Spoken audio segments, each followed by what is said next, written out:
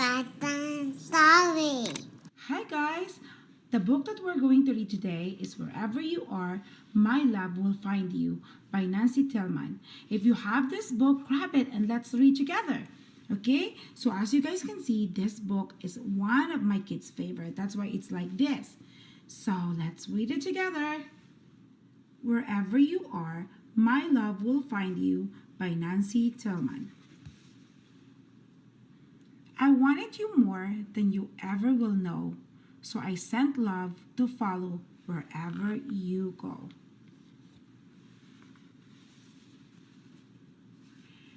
It's high as you wish it, it's quick as an elf. You'll never outgrow it, it stretches itself.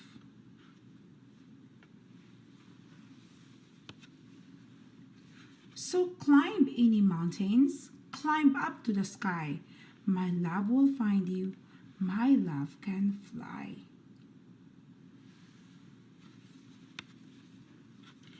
Make a big splash. Go out on the limb. My love will find you. My love can swim.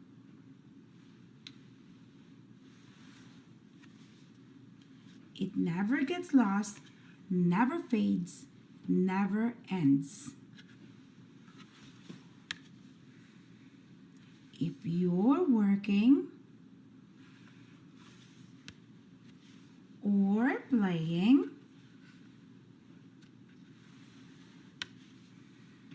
or sitting with friends, you can dance till you're dizzy,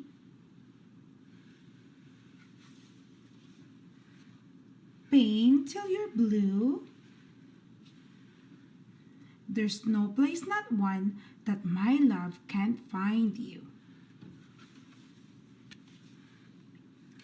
And if someday you're lonely, or someday you're sad, or you strike out at baseball, I'll think you've been bad. Just lift up your face, feel the wind in your hair. That's me, my sweet baby. My love is right there.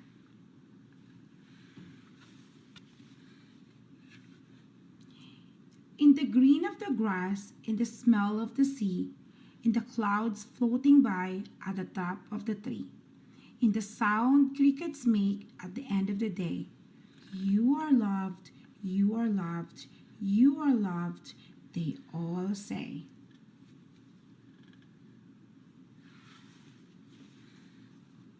My love is so high and so wide and so deep. It's always right there even when you're asleep. So hold your head high and don't be afraid to march to the front of your own parade. If you're still my small babe or you're all the way grown, my promise to you is you're never alone. Beautiful story, guys? You are my angel, my darling, my star, and my love will find you wherever you are. The end. I hope that you guys like it. And if you have another book that you want me to read, just leave a comment in the comment section and I will try to read it for you. Thank you guys for watching and listening. See you next time. Thank you for watching. Don't forget to subscribe. Read aloud with me. Bedtime story. Hey guys, for today's book, we are going to read Oh How I Wish I Could Read by John Gill and illustrated by Frank Furello. If you guys have this book, come and grab it and we can start reading. Oh How I Wish I Can Read, written by John Gill and illustrated by Frank Furello.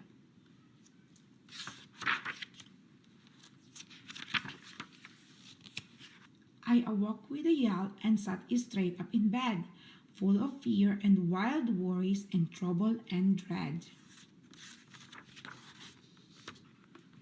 Was it just a bad dream, or was what I feared true?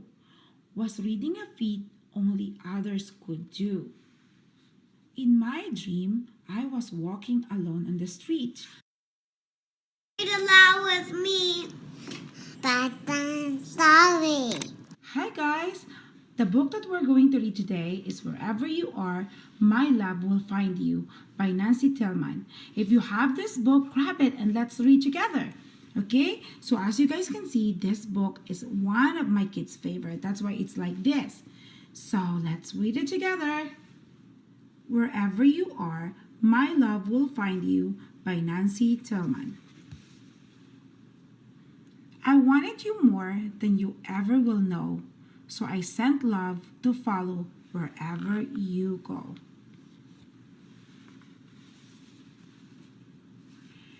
It's high as you wish it, it's quick as an elf. You'll never outgrow it, it stretches itself.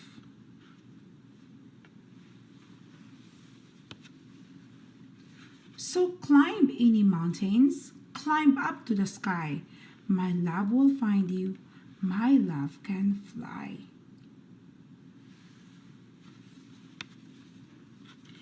Make a big splash, go out on the limb. My love will find you, my love can swim.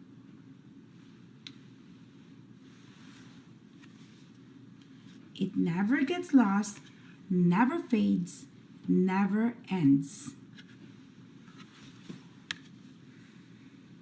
If you're working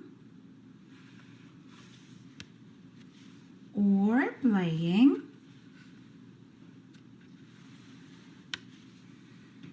or sitting with friends, you can dance till you're dizzy,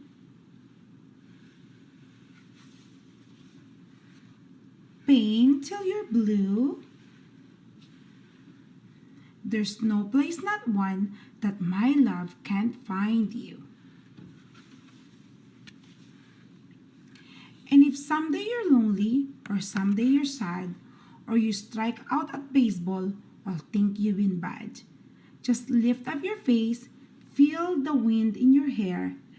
That's me, my sweet baby. My love is right there.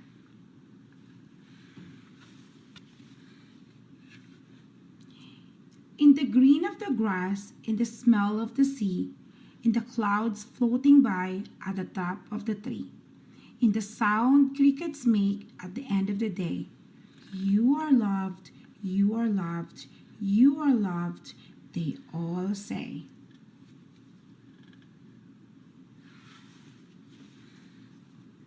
My love is so high and so wide and so deep. It's always right there even when you're asleep. So hold your head high and don't be afraid to march to the front of your own parade. If you're still my small babe or you're all the way grown, my promise to you is you're never alone. Beautiful story, guys? You are my angel, my darling, my star, and my love will find you wherever you are.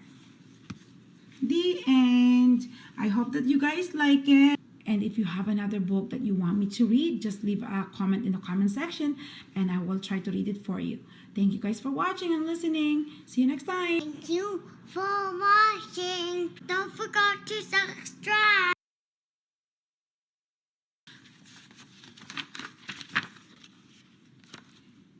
And decided to sit down and put up my feet. I discovered too late what the wet paint sign said when the bench left my backside a bright shade of red. Then I saw a cute puppy and wanted to pet it. A sign tried to warn me I'd better forget it, said beware of dogs. But the words on the gate meant nothing to me, till a pack of wild dogs chased me right up a tree.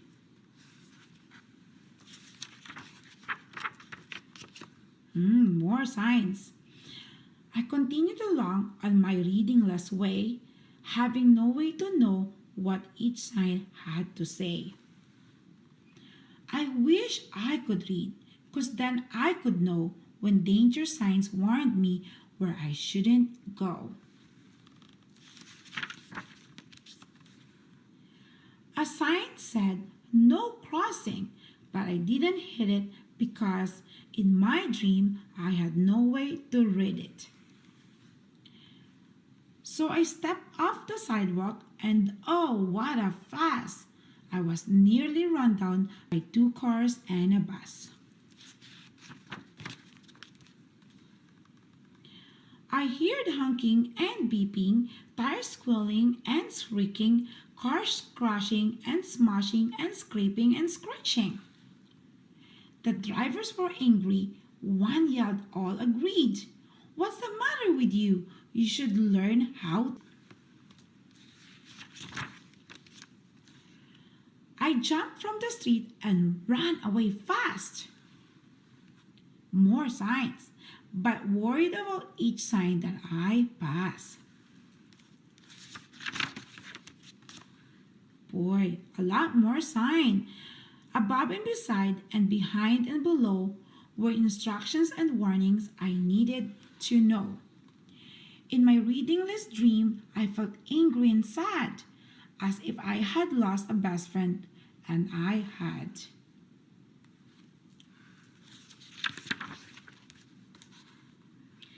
I was lost and alone and afraid as could be of the readingless troubles is still waiting for me. I wondered and wondered what words I saw meant. Then got stuck in a muck near a sign, wet cement. So I took off my shoes and sat down to clean them.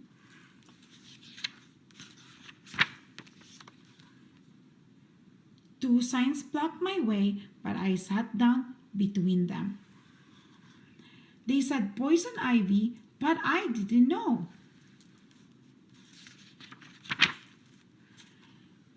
Till an itchy red rash grew all over one toe. Oh no. When I headed for home to get medication, I went from a bad to a worse situation. I opened the cupboard to look for two ointment, but all that I found, there was more disappointment.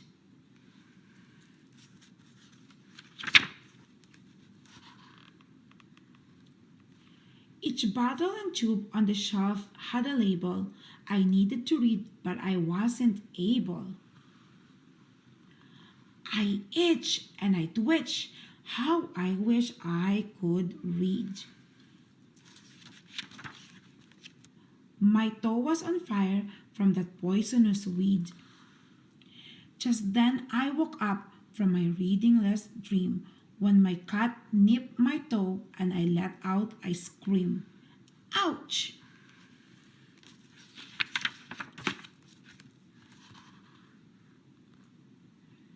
I threw back my covers and jumped to the floor. I ran to the shelf where my books were before. Could I tell a B from a T or a Z? Or were letters just lines on the paper to me? My books told a story as storybooks do. My dream was a nightmare, completely untrue. I can read. At last it was over. At last I was freed. From the night when I wish, how I wish I could read. The end. I hope that you guys like it and thank you for listening and watching. And if you have another book that you want me to read, just leave it in the comment section and I will try to read it next time. Thank you guys. See you next time. Thank you for watching. Don't forget to subscribe. Read aloud with me. Bedtime story. Hi guys. For today's book, we're going to read Animal Bedtime by Sarah Conway. As you guys can see, this book went through a lot already because this is my kid's favorite book. If you have this book, grab it and read with me. Let's go. Animal Bedtime by Sarah Conway. Bedtime, animal, time to stop your play. This is what we do at the end of every day. Bedtime, hippo, time to get in the tub. Watch out, duckies, he likes to splish and splash. Bedtime, monkey, please don't go bananas. It's time that you put on your pajamas.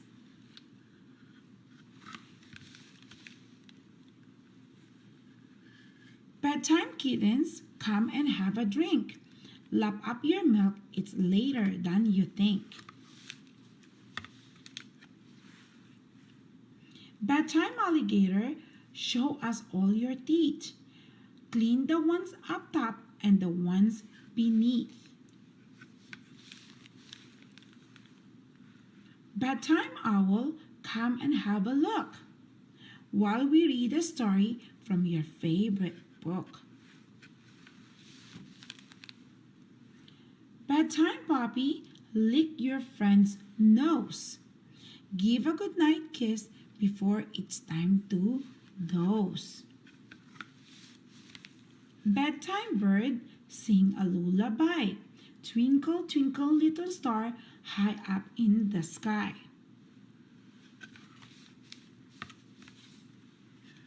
Bedtime, sheep, close your sleepy eyes.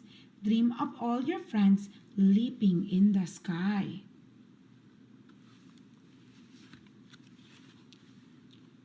Animal bedtime happens every night. When everyone's asleep, it's quite a funny sight. The end. I hope that you guys like it. And if you have another book that you want me to read, just leave it in the comment section and I will try to read it. Thank you guys. Thank you for watching. Don't forget to subscribe. Read aloud with me. Bedtime story. Hi guys. For today's book, we are going to read Goodnight Moon by Margaret Wise Brown. If you have this book, grab it and read with me. Goodnight Moon by Margaret Wise Brown. In the great green room, there was a telephone and a red balloon and a picture of the cow jumping over the moon. And there were 3 little bears sitting on chairs. And 2 little kittens and a pair of mittens. And a little toy house and a young mouse. And a comb and a brush and a bowl full of mash. And a quiet old lady who was whispering, "Hush." Good night, room. Good night, moon. Good night, cow jumping over the moon. Good night, light and the red balloon. Good night, bears. Good night, chairs. Good night, kittens, and good night, mittens. Good night, clocks, and good night, socks. Good night, little house, and good night, mouse. Good night, comb, and good night, brush. Good night, nobody. Good night, mush. And good night to the old lady whispering, "Hush." Good night, stars. Good night, air. Good night, noises everywhere. The end. I hope you guys like it. And if you have any books that you want me to read, just leave in a comment section and I will read it next time. See you guys. Thank you for watching. Don't forget to subscribe. Read aloud with me. Bedtime story. Hi kids! For today's book, we're going to read The Runaway Bunny by Margaret Wise Brown. I hope you guys like it. The Runaway Bunny. Once there was a little bunny who wanted to run away. So she said to his mother, "I am running away." "If you run away," said his mother, "I will run after you, for you are my little bunny." "If you run after me," said the little bunny, "I will become a fish in a trout stream, and I will swim away from you." "If you become a fish in a trout stream," said his mother, "I will become a fisherman, and I will fish for you."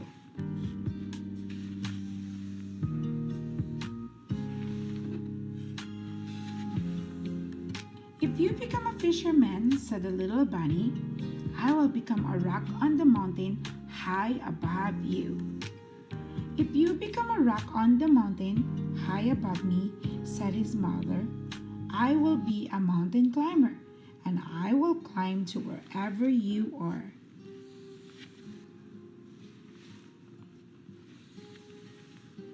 "If you become a mountain climber," said the little bunny, "I will be a crocus in a hidden garden."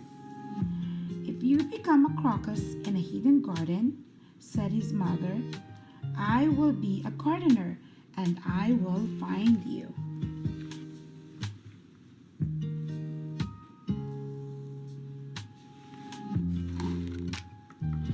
"If you are a gardener and find me," said the little bunny, "I will be a bird and fly away from you."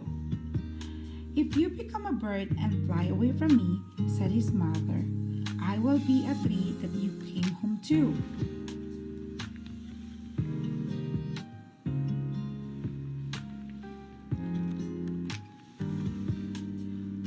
"If you become a tree," said the little bunny, "I will become a little sailboat, and I will sail away from you." "If you become a sailboat and sail away from me," said his mother, "I will become the wind and blow you where I want you to go."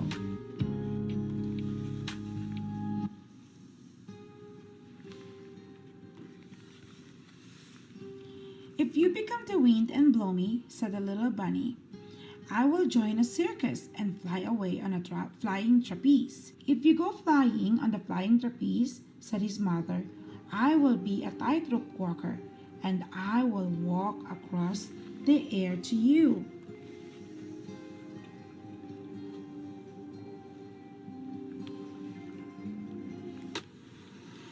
"If you become a tightrope walker and walk across the air," said the little bunny, "I will become a little boy and run into a house." "If you become a little boy and run into a house," said the mother bunny, "I will become your mother and catch you in my arms and hug you."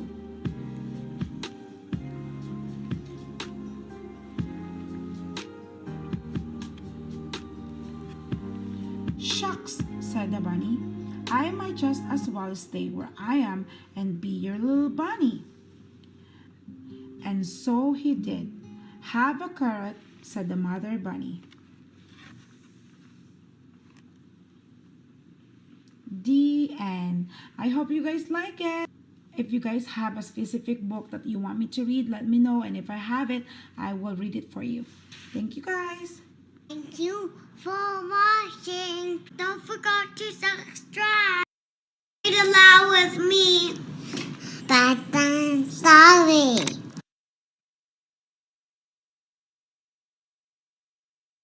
Once upon a time, there lived a mother crab with her baby in the pond.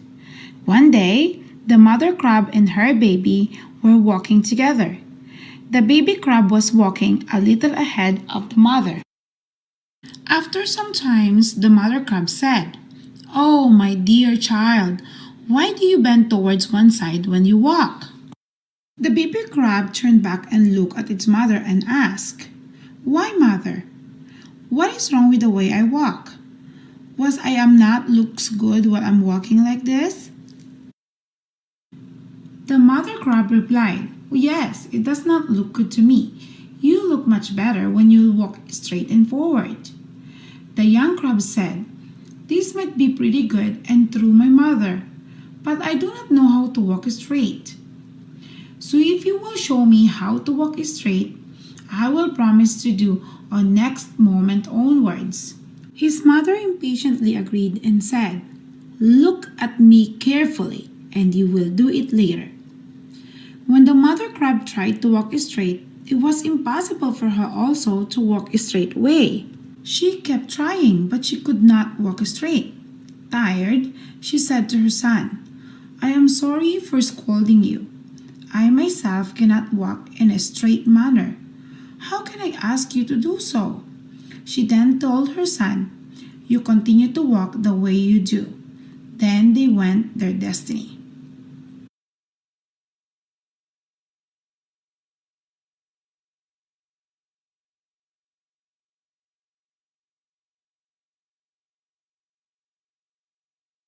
Read aloud with me.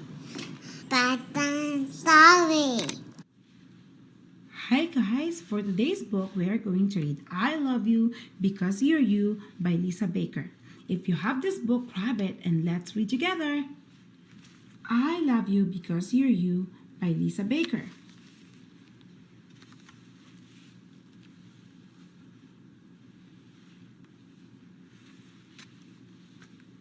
I love you when you're happy and grinning ear to ear. I love you when you're sleepy and want to snuggle near. I love you when you're silly and dancing round and round.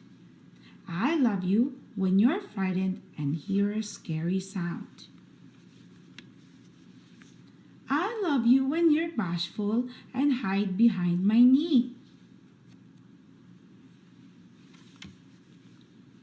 I love you when you're brave and from my arms you flee.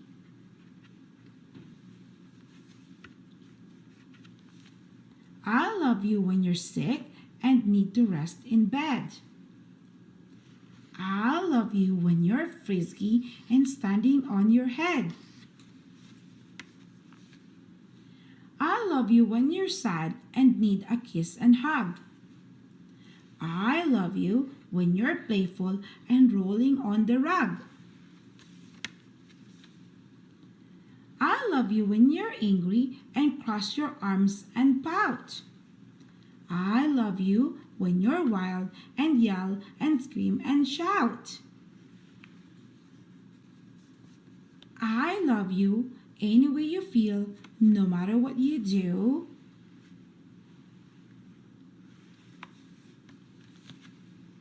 I love you any way you are. I love you because you're you. The end. I hope that you guys like this book. And if you have another book that you want me to read, just leave a comment in the comment section and I will try to read it for you. Thank you guys for watching and listening. See you next time. Thank you for watching. Don't forget to subscribe. Read aloud with me. Bedtime story. Hi guys. For today's book, we are going to read The Teacher from the Black Lagoon by Mike Teller, pictured by Jared Lee. Let's start. If you guys have this book, grab it and let's read together, okay? The Teacher from the Black Lagoon from Mike Teller and pictured by Jared Lee.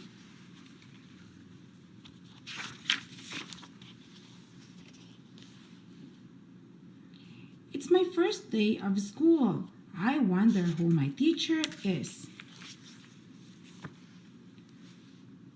I hear Mr. Smith had dandruff and warts. And Mrs. Jones has a whip and a wig.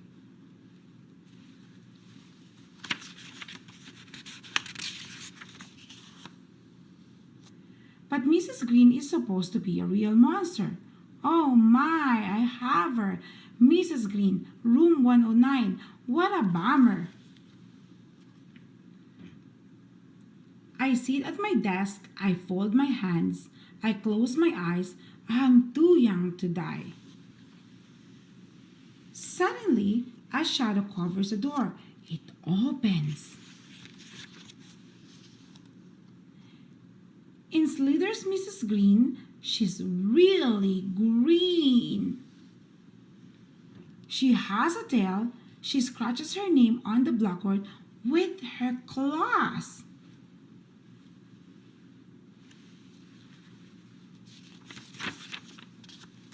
Freddie Jones throws up a speedball.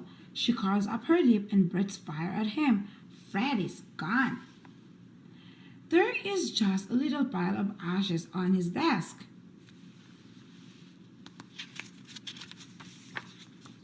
Talk about bad breath, giggles Eric Porter. She slithers over, unscrews his head, and puts it on the globe stand.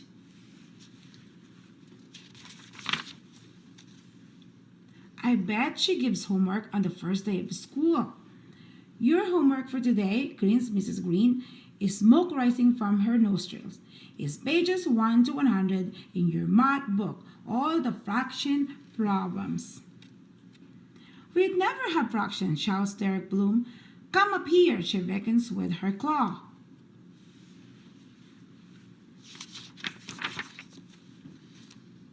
Derek stands by her desk. This is a whole boy, she smirks. She takes a big bite. This is a half boy. Now you've had fraction.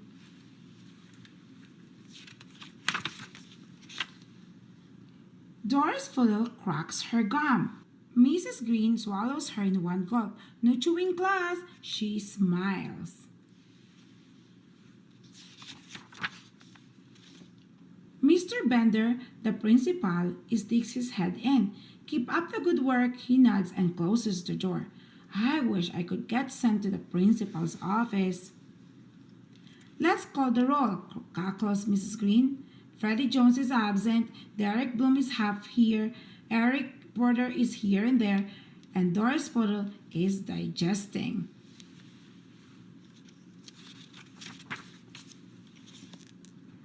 What about spelling? Shouts Randy Potts.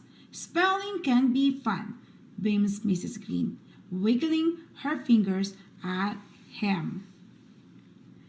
Abracadabra-kazam! That's tough to spell, says Randy. Suddenly, there's a flash of light, a puff of smoke, and Randy's a frog.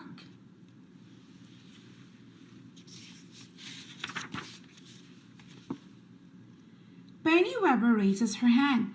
Can I go to the nurse? She whines. What's wrong? asked Miss Green.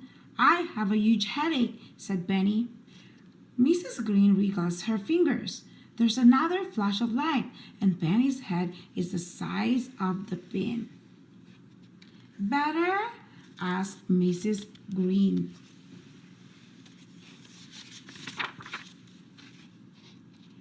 Now it's nap time. Everyone who still has one, put your head on the desk. I hope I make it to recess. Sweet dreams, she cackles as I close my eyes.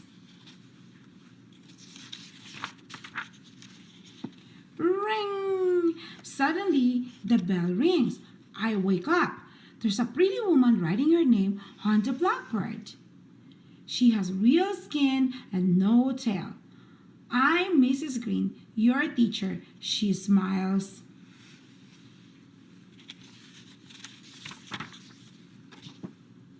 I jump out of my chair, run up, and hug her. Well, thank you, she says. I'm glad to be here. Not as glad as I am. The end. I hope that you guys like this book because my kids really love this book. We really enjoy reading this. And if you guys have another book that you want me to read, just comment in the comment section and I try to read it for you guys. Thank you guys for watching and listening. See you next time. Thank you for watching. Don't forget to subscribe. Read aloud with me. Bedtime story. Hi guys! For today's book, we are going to read You Are My I Love You by Mary Ann Cossimano, Love, and Satomi Ichikawa. This is a super beautiful book.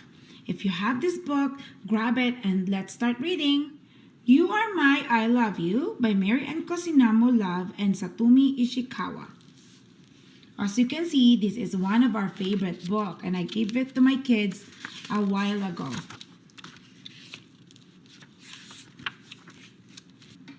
I am your parent, you are my child. I am your quiet place, you are my wild.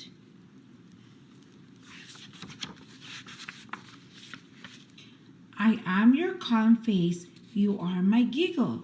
I am your wake, you are my wiggle.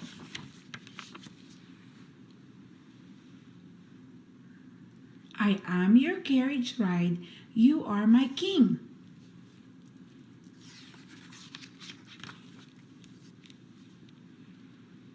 I am your push, you are my swing.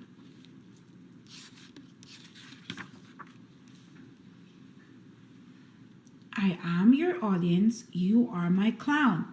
I am your London Bridge, you are my falling down. I am your carrot sticks, you are my licorice. I am your dandelion, you are my first wish.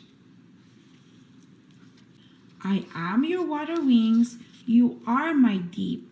I am your open arms, you are my running leap.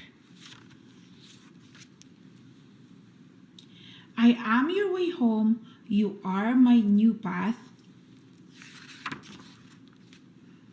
I am your dry towel, you are my wet bath.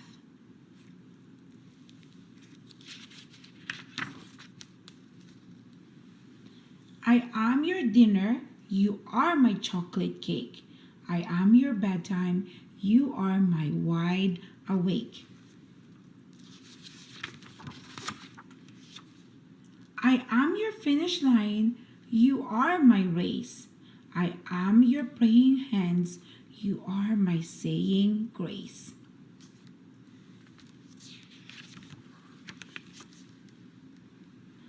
I am your favorite book, you are my new lines.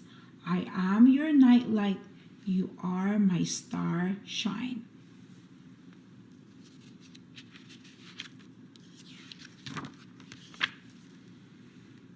I am your lullaby, you are my peekaboo.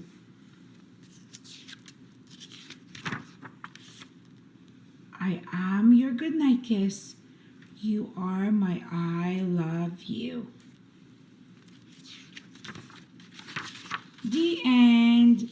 I hope that you guys like this book, and if you have another book that you want me to read, just leave a comment in the comment section. I will try to read it.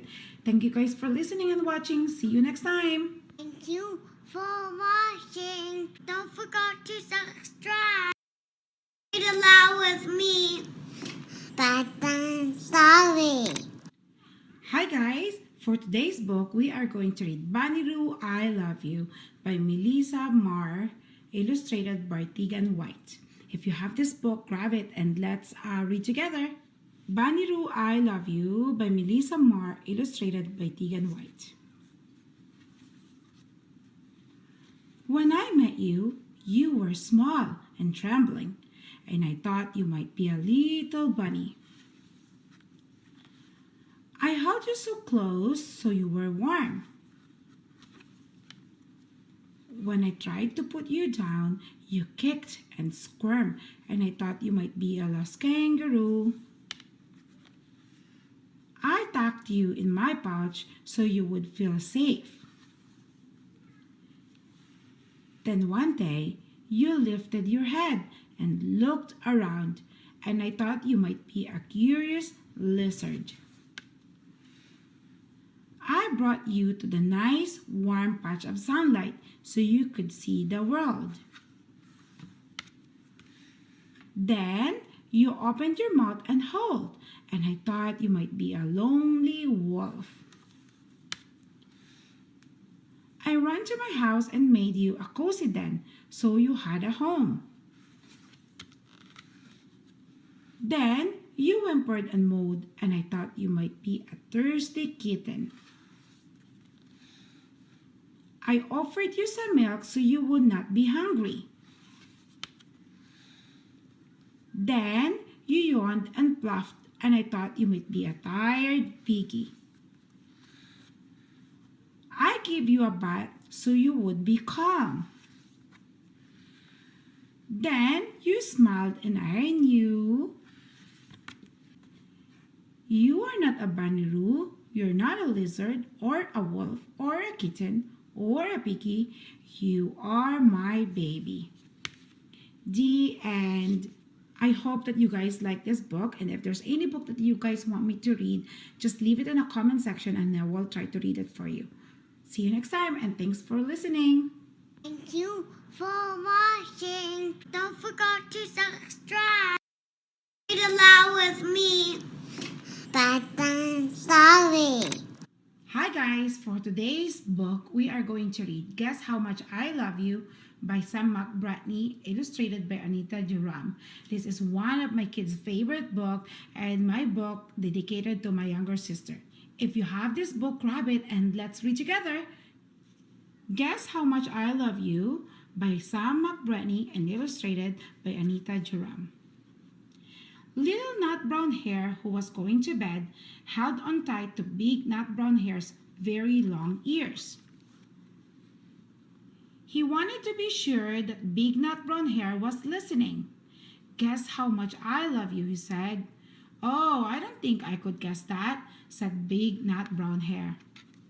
This much, said Little Nut Brown Hare, stretching out his arms as wide as they could go. Big Nut Brown Hare had even longer arms. But I love you this much, he said. That is a lot, thought Little Nut Brown Hare. I love you as high as I can reach, said Little Nut Brown Hare. I love you as high as I can reach, said Big Nut Brown Hare. That is very high, thought Little Nut Brown Hare. I wish I had arms like that. Then Little Nut Brown Hare had a good idea. He tumbled upside down and reached up the tree trunk with his feet. I love you all the way up to my toes, he said. And I'll love you all the way up to your toes, said Big Nut Brown Hare, swinging him up over his head. I love you as high as I can hop, laughed Little Nut Brown Hare, bouncing up and down. But I love you as high as I can hop, smiled Big Nut Brown Hare, as he hopped so high that his ears touched the branches above. That's good hopping, thought Little Nut Brown Hare. I wish I could hop like that. I love you all the way down the lane as far as the river, cried Little Nut Brown Hare. I love you across the river and over the hills, said Big Nut Brown Hare. That's very far, thought Little Nut Brown Hare. He was almost too sleepy to think anymore. Then he looked beyond the thorn bushes out into the big dark night. Nothing could be farther than the sky. I love you right up to the moon, he said, and closed his eyes. Oh, that's far, said Big Nut Brown Hare. That is very, very far. Big Nut Brown Hare settled Little Nut Brown Hare into his bed of leaves.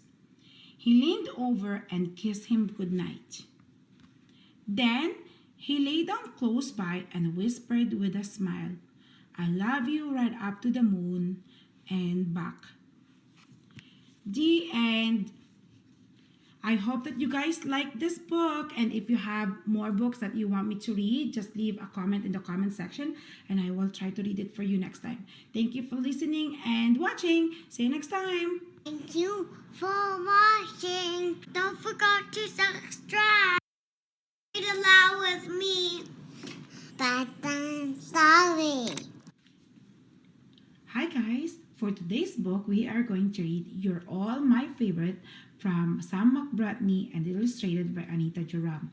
If you have this book, grab it and sit down with me. Let's start reading. This book is dedicated to my two kids, Ethan and Nini. Let's start reading You're All My Favorites from Sam McBratney, illustrated by Anita Joram. Once upon a time, there was a mother bear, a father bear, and 3 little bears.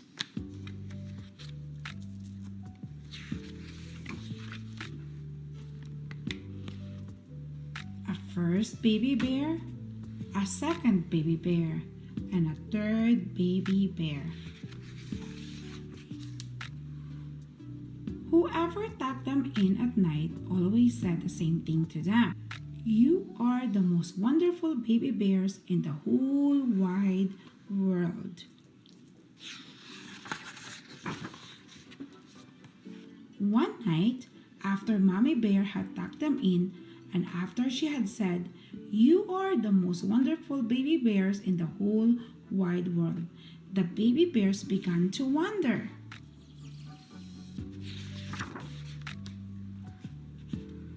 But how do you know? They asked their mommy bear. How do you know we are the most wonderful baby bears in the whole wide world?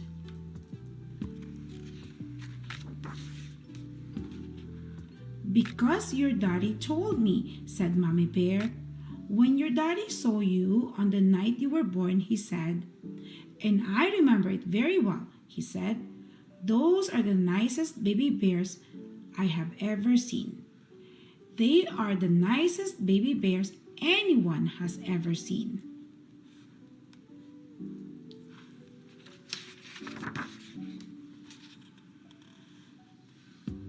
That was a good answer. The 3 baby bears snuggled down as content as could be.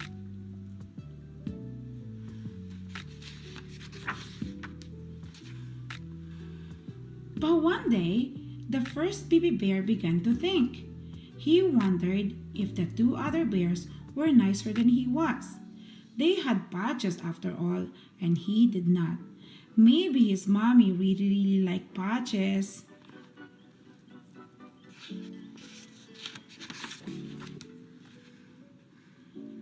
And the second baby bear began to wonder. Maybe Daddy loves the other 2 more than me, she thought. They were boy bears after all, and she was not.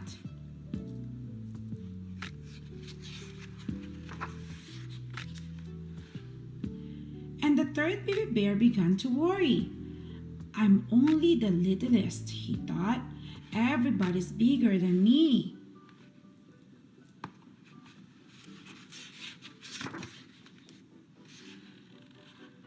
So that night, the 3 baby bears asked their daddy bear, which one of us do you like most? Who is your favorite? We can all be the best.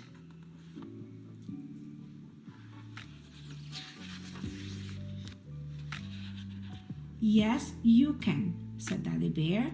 I know you can because I heard your mommy say so. When she saw you, and the daddy bear picked up the first baby bear to give him a cuddle. That is the most perfect first baby bear that anyone has ever seen. Even with no patches? Patches don't matter at all, replied his daddy as he tucked him in.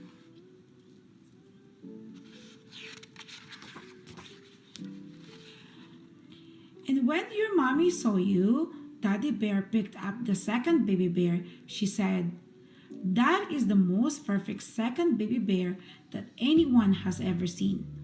Even if I'm not a boy, girl or boy, it makes no difference, said her daddy. and he hugged her tight.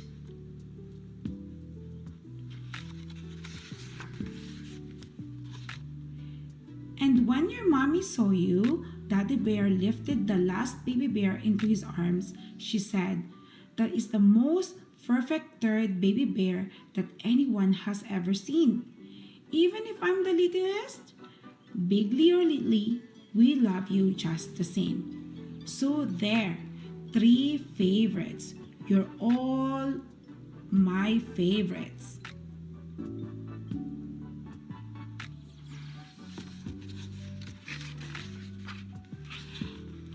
And the best baby bears in the whole wide world went to sleep as happily as could be, because that was a good answer too.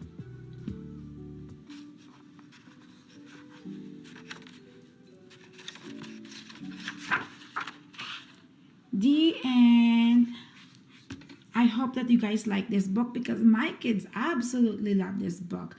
If you guys have a book that you want me to read, just leave a comment in the comment section and I will try to read it. Thank you for watching and listening. See you next time. Thank you for watching. Don't forget to subscribe. Read aloud with me. Bedtime story. Hi kids! For today's book, we are going to read another Pete the Cat from James Dean and the Surprise Teacher. I hope that you like this, and if you have a copy of this book, grab it and let's start reading. Pete the Cat and the Surprise Teacher by James Dean.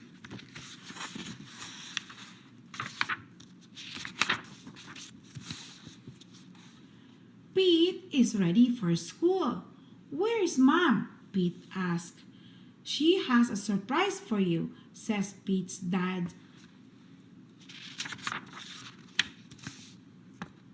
Pete goes to school. His mom is there. What a surprise! "Hi class, I am Mrs. Cat," says Pete's mom. "I am the substitute teacher."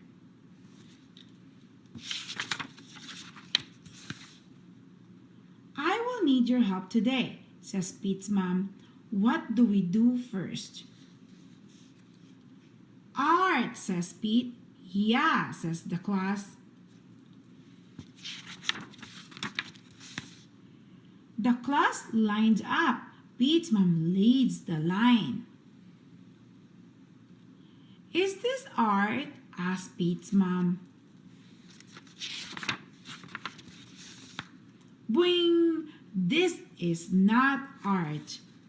This is gym. Stay and play," says the gym teacher.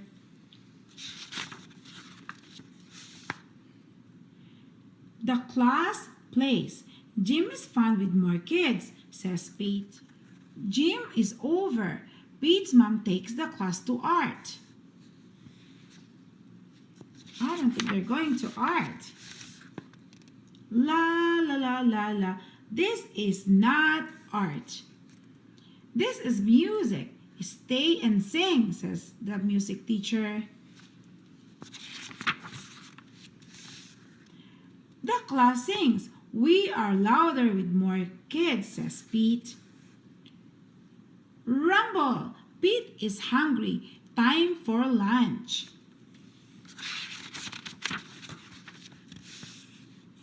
"This is not the lunchroom. This is the playground. Let's have a picnic," says Pete.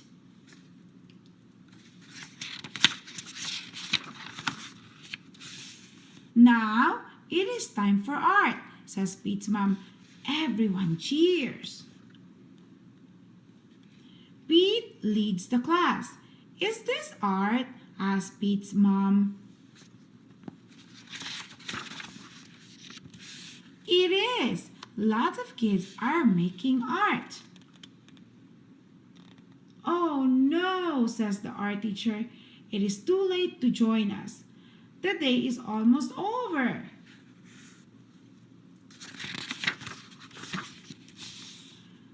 The class goes to their classroom. "I know," says Pete. "Let's make art here," he says. Okay, says Pete's mom. Pete calls a huddle. Whisper, whisper. The class plans a surprise. Pete draws. Callie makes paper cuts. Everyone helps.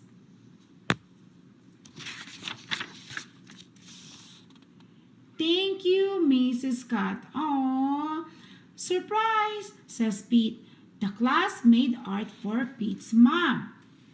Thank you, Mrs. Scott, says the class. We had a great day with you. Sometimes a different day is an awesome day.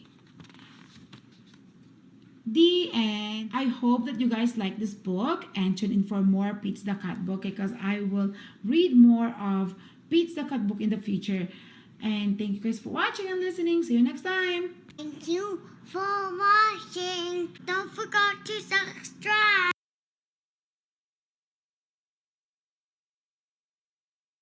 Read aloud with me. Bedtime story. Hi kids! For today's book, I am going to read another Pete's the Cat series book. It is called Trip to the Supermarket by Kimberly and James Dean. If you have this copy, grab it and let's start reading Pete's the Cat Trip to the Supermarket by Kimberly and James Dean.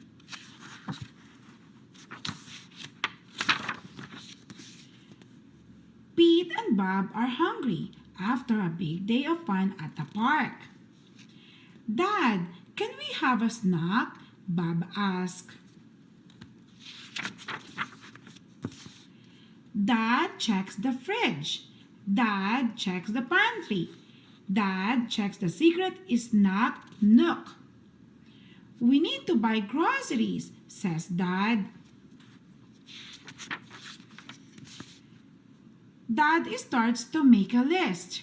We need milk and eggs and fish and chicken. I want raspberries, says Bob. I want apples, says Pete. Pete, Bob, and Dad make a long list and take it to the supermarket. Oh no! The wind blows the list out of Dad's hands.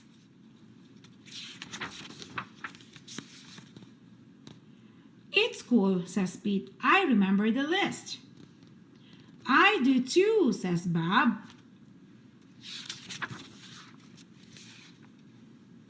First, they stop in aisle 10. The sign says dairy. We need milk, says Pete. And cheese, says Bob. The stinky kind. Next, they go to the aisle 9. Yum, says Dad. I love bacon. Don't forget the chicken, says Pete. They almost pass aisle 8 when Pete remembers eggs. Regular or jumbo? Asked Pete. Jumbo, said Dad. Groovy, says Pete. Bob can pick between spaghetti and macaroni in aisle 7. How about bow ties? Asked Dad. Awesome, says Bob. Aisle 6 smells fruity. Remember the apples? Says Pete. Remember the raspberry? Says Bob. In aisle 5, Dad tastes the hot dog. Yummy! In aisle 4, Pete tastes the cupcake. Sweet!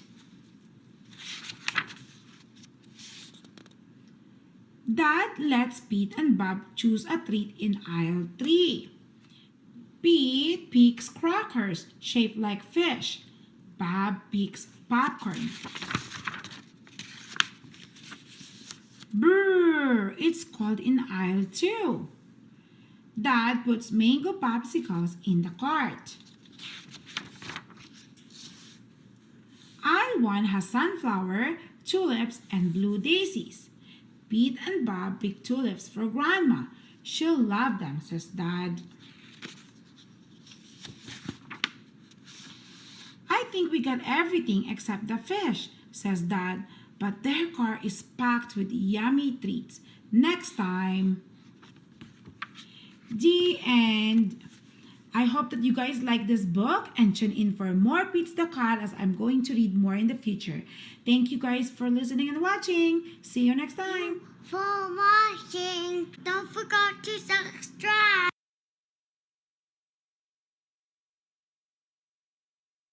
Read aloud with me. Bedtime story. Hi kids, for today's book we are going to read When I'm Feeling Angry by Trace Moroni. This is a very nice book, and if you guys have this, grab it and let's start reading. When I'm Feeling Angry by Trace Moroni.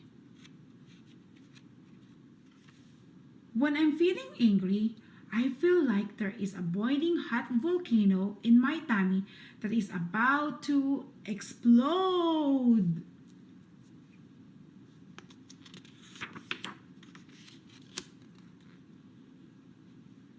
When I'm feeling angry, I want to kick and scream and stomp and stomp, stomp my feet so hard that the whole world shakes. I want to run and never stop. Everyone gets angry sometimes. Some things just make me so mad, like when someone makes fun of me, or when someone ruins my sandcastle, or when I get blamed for something I didn't do.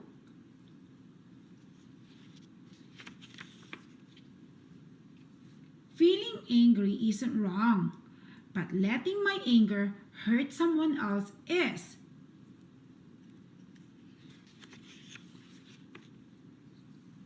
When I'm feeling angry, I try to remember to do the things that make me feel better, like taking great big breaths in and out, or going to my favorite quiet place. Talking about why I'm feeling angry with someone who cares about me can help make some of the anger go away. And sometimes I got so angry that I forgot what it was that made me angry in the first place, and that makes me laugh. The end. I hope that you guys like this book, and if you have more books that you think that you want me to read, just leave a comment in the comment section and I try to read it. Thank you guys for watching and listening. See you next time. Thank you for watching. Don't forget to subscribe. Read aloud with me.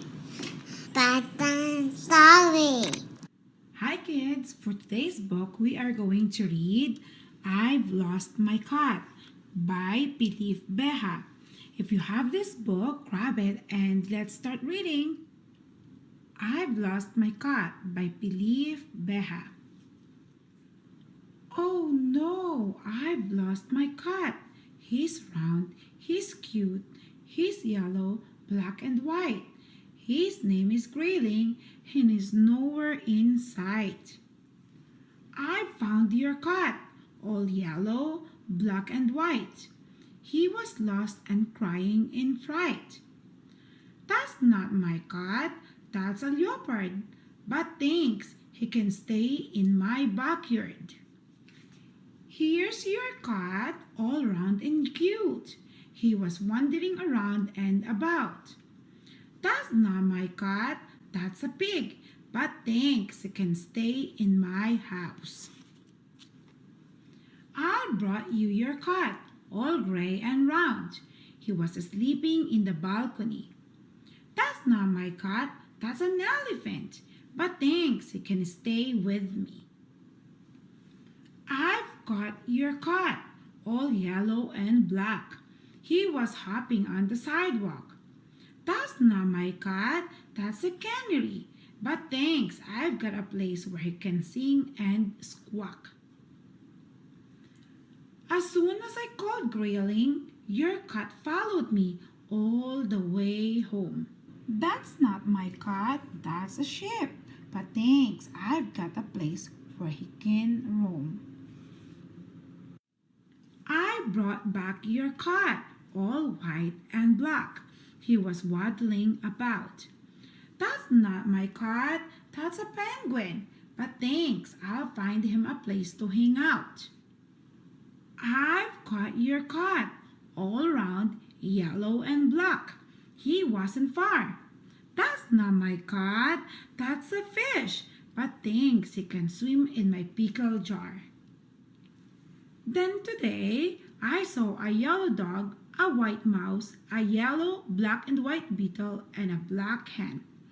I was also given a round gray hat and a yellow melon. After that, everything that was not my cat went to sleep without a peep. But I sat up in bed with worries in my head. Where was Grayling? Suddenly, from the top of my cupboard, a stirring, it was Grayling purring, and in one giant bound, he landed on my bed and was found. I found my cat, so round, so cute, so yellow, black and white. Now, my friends, it's time to sleep. Good night. The end. I hope that you guys like this book, and if you have more books that you think that you want me to read, just leave it a comment in the comment section and I try to read it. Thank you guys for watching and listening. See you next time. Thank you for watching. Don't forget to subscribe. Read aloud with me. Bedtime story. Hi kids, for today's book, we are going to read The Little Rabbit Waits for the Moon by Beth Chushan, illustrated by Stephanie Peel. If you have this book, grab it and let's sit and read together. Little Rabbit Waits for the Moon by Beth Chushan, illustrated by Stephanie Peel. Little Rabbit couldn't sleep. In the day, the sun is there, warm and bright. But when night comes, the sky hangs low, dark and empty. If I fall asleep now, there'll be no one watching over me, thought little rabbit. I'll just have to wait for the moon. And so he did just that. The trouble with being so tired and sleepy was that he didn't know exactly when the moon would come. Little Rabbit waited and waited. More time passed and the moon still hadn't come. He thought he had better ask someone how much longer he might have to wait. This is my first day ever, said a small flower in the fields.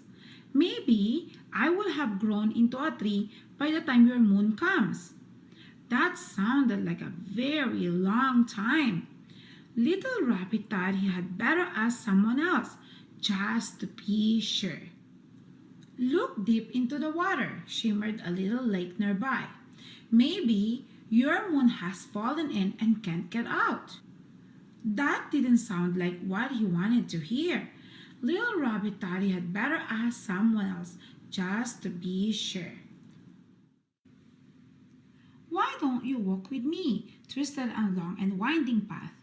We can find out where I'm leading and maybe your moon is on the other end. That sounded like it might be a long way away. Little Rabbit thought he had better ask someone else, just to be sure. I've just blown into this sparse breeze of wind that had picked up. Who knows? I might be a big first storm by the time your moon comes. That didn't sound like something he wanted to wait for. Little Rabbit thought he had better ask someone else, just to be sure. We can't see your moon yet, rumbled the great rolling hills. And we can't see far into the distance from up here.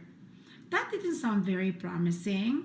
Little Rabbit began to think that the moon might not never come, and he was getting very, very tired.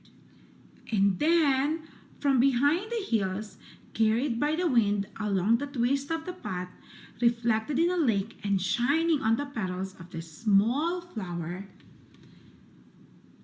The most perfect moon is lit into the night sky. But little rabbit had fallen asleep, dreaming of the moon that would watch over him through the night. The end. I hope that you guys like this book. As you guys can see, my kids really love it. And if you guys have any book that you want me to read, just leave a comment in the comment section and I will try to read it. See you guys next time. Thank you for watching and listening. Thank you for watching. Don't forget to subscribe. Read aloud with me. Bedtime story.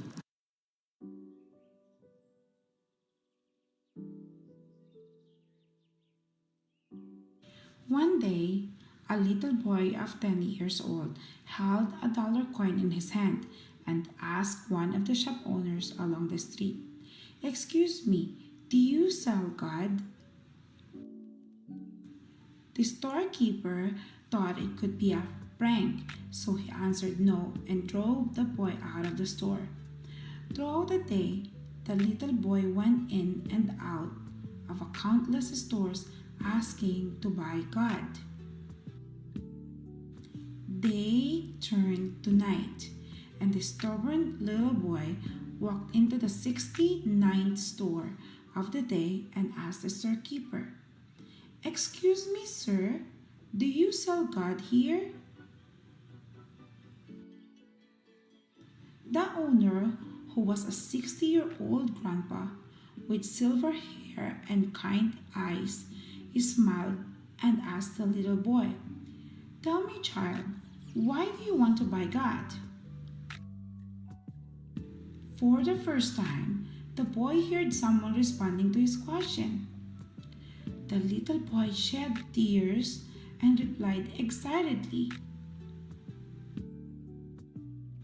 He told the storekeeper that when his parents died, when he was still a toddler, his uncle took him in and raised him. However, not too long ago, his uncle fell off a scaffolding at a construction site where he is working.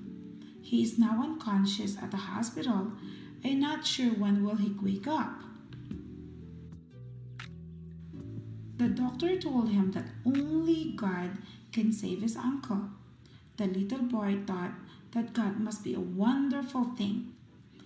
The little boy said innocently, "If I buy God and let my uncle eat, his injuries will heal." After listening to the boy's narrative, the storekeeper's eyes looked teary and asked, "How much do you have?" $1, replied the child. "Child, God's price is exactly $1, said the storekeeper. The storekeeper took the coin from the little boy and took a bottle of God's kiss from the shelf. He said to the little boy, "Take it, boy. Your uncle drinks this bottle of God and he will get well soon." The little boy was overjoyed. Holding the drink tightly in his arms, he ran quickly to the hospital. As soon as he entered the ward, he shouted happily to his uncle, "Uncle, I brought God back and you will get well soon." The next day, a medical team consisting of the world's top medical experts took a special plane to the small city and went straight to the hospital where the little boy's uncle was.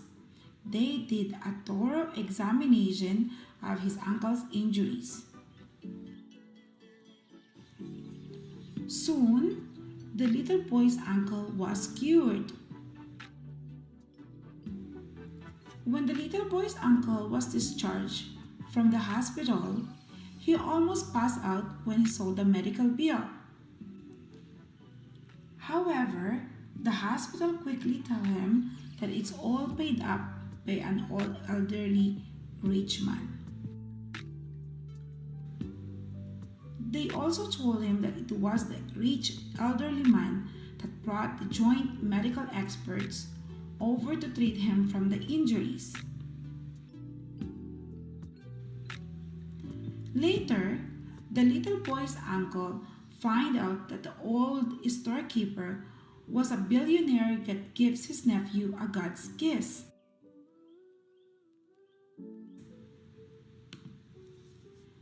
The little boy's uncle got excited. He immediately went to the grocery store with the little boy to thank the storekeeper. When they got to the store, the clerk told them that his boss has already left for a holiday. The clerk also told them that they don't need to worry about the medical expenses and handed him a letter written by the billionaire to the little boy's uncle.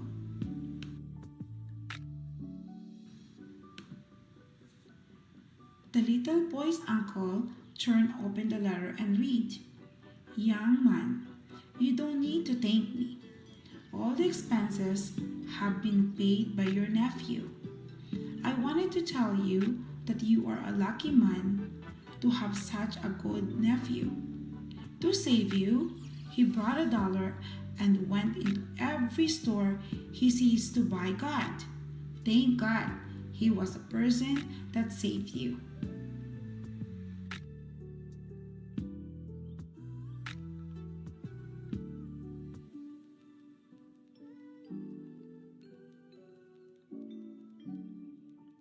Thank you for watching. Don't forget to subscribe. Read aloud with me. Bedtime story. Hi guys, for today's book we are going to read If You Hold My Hand, written by Jillian Harker, illustrated by Andy Everett Stewart. This is a very nice book and I love to read this to my kids when they were little. If you have this book, grab it and let's start reading. If You Hold My Hand, written by Jillian Harker, illustrated by Andy Everett Stewart. Oki's mom opened the front door. "Come on, Oki, let's go outside and explore." But Oki wasn't really sure.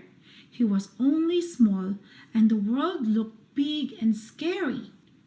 "Only if you promise to hold my hand," said Oki. So Oki's mom led him down the long lane. Oki wished he was back home again. "This looks like a great place to play. Shall we take a look? What do you say?" asked Oki's mom. "Only if you hold my hand," said Oki. And Oki did it. "Look at me, I can do it," he cried. "This slide looks like fun. Would you like to try?" asked Oki's mom. Oki looked at the ladder. It stretched right up to the sky. "I'm only small," said Oki. "I don't know if I can climb that high. Unless you hold my hand." And Oki did it. "Whee! Did you see me?" he cried. "We'll take a shortcut through the woods," said Oki's mom. "I'm not sure if we should," said Oki. "It looks dark in there." "Well, I suppose we could. Will you hold my hand?" And Oki did it. "Boo! I scared you," he cried. Deep in the woods, Oki found a stream shaded by beautiful tall trees. "Stepping stones, look," said Oki's mom. "Do you think you can jump across this?" "Maybe," said Oki. "I just need you to hold my hand, please." And Oki did it. 1, 2, 3, 4. "Your turn now, Mom," cried Oki, holding out his hand. Beyond the woods, Oki and his mom ran up the hill and all the way down to the ocean. "Come on, Oki," called his mom. "Would you like to paddle in the sea with me?" But the ocean looked big and he was only small. Suddenly, Oki knew that didn't matter at all. He turned to his mom and smiled. I can do anything if you hold my hand, he said. The end. I hope that you guys like this book, and if you have another book that you want me to read, just leave a comment in the comment section and I will try to read it. Thank you guys for watching and listening. See you next time. Thank you for watching. Don't forget to subscribe. Read aloud with me. Bedtime story. Hi guys. For today's book, we are going to read Who Are You? By John Shindle and illustrated by James Watts. If you guys have this book, grab it and read with me. Who Are You? By John Shindle, illustrated by James Watts. May I come to your party tonight? Asked Brown Bear. No, said his parents. You are too small. I will stand on a chair the whole time, said Brown Bear. Then I will not be so small. Standing on a chair might make you taller, said his mother, but you are still too little. I will stand on a chair with pillows stuffed under my shirt, said Brown Bear. Then I will be taller and bigger. Pillows might make you bigger, said his father, but you are still too young. That is why you cannot come. I will stand in a chair with pillows under my shirt and hold up a sign that says, I am 200 years old, said Brown Bear. Then I would be taller and bigger and older than everyone. No, Brown Bear, replied his parents. Tonight's party is only for grown-ups. After the grown-ups had arrived, Brown Bear hid in a hall closet and carefully watched what they did. Then he quietly crept closer and listened from behind a chair. Being a grown-up seems easy, he thought. Then Brown Bear had an idea. He tiptoed into his parents' bedroom. First, he put on his father's emerald green tuxedo. It was too big, but Brown Bear did not mind. It made him feel grown up. Then he tied a pink scarf around his neck. It was too long, but Brown Bear did not mind. It made him feel important. But something is missing, he thought, because I still look like me. He cut out a paper mustache. It was lopsided, but Brown Bear did not mind. It made him feel wise. Then he tried on his mother's straw hat, but its flowers made Brown Bear feel silly. Next, he tried on a sombrero, but it was too fluffy and round. Then he put on a shiny top hat, which made him feel taller and bigger and older, just as he knew he should be. Brown Bear was pleased with his disguise. If I can tell that I am me, thought Brown Bear, then nobody can. So nobody will know it's me. He sneaked out the back door, hurried around the house, and knocked loudly on the front door. Brown Bear's father opened the door. How are you, Mr. Bear? Asked Brown Bear in a deep, muffled voice. Fine, thank you, replied Mr. Bear. But who are you? At first, Brown Bear did not know what to say or who he should be, and he was scared. I am Brown Bear Doctor, he said, and then he quickly said, Doctor once again. Poor Brown Bear, he was very confused, but he tried again. I am Brown Bear's doctor. I'll fix Brown Bear when he is sick. Oh, it is a pleasure to meet you, Doctor, said Mr. Bear. May I take your hat? Why do you want my hat? Asked Brown Bear. Don't you have any hats? Yes, of course I do, replied Mr. Bear. I even have one just like yours. Then you don't need mine, said Brown Bear, and with that, he shuffled inside, coat tails and pant legs sweeping the floor behind him. Brown Bear mixed and mingled among the guests, but no one seemed to notice him. He nibbled mysterious vegetables and gooey cheeses. One tasted worse than another. And when Brown Bear reached for the punch, his sleeve swished into the flower vase and toppled it over. Then one of the guests told a funny story. Everyone burst laughing, except Brown Bear. He didn't understand it at all. I wish I was playing with my Space Bear game or watching TV, he muttered. Hello, sir, said his mother. Are you having a good time? No, said Brown Bear. I am not. Would you like to dance with me? Asked his mother. Yes, said Brown Bear, I would. Brown Bear's mother picked him up. They swirled and twirled around the room. Now I'm having fun, said Brown Bear, but it ended all too soon.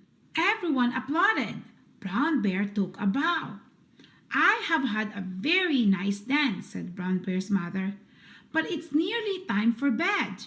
It's too early for you to go to bed, said Brown Bear. Yes, replied Miss Bear. It is too early for me, but not for my Brown Bear. Brown Bear is good, said Brown Bear. He must be in his pajamas by now. I should go then and tell him a story, said his mother. He likes bedtime stories, you know. Oh, so do I, said Brown Bear. I will go and tell him one for you. Thank you, said Miss Bear. That is very kind. Now I can stay at the party. Brown Bear filled his hat with chocolate chip cookies in case he got hungry during the night. Good night, said Miss Bear. I hope you will come again. Brown Bear felt very proud and hurried off to bed. I acted grown up, thought Brown Bear.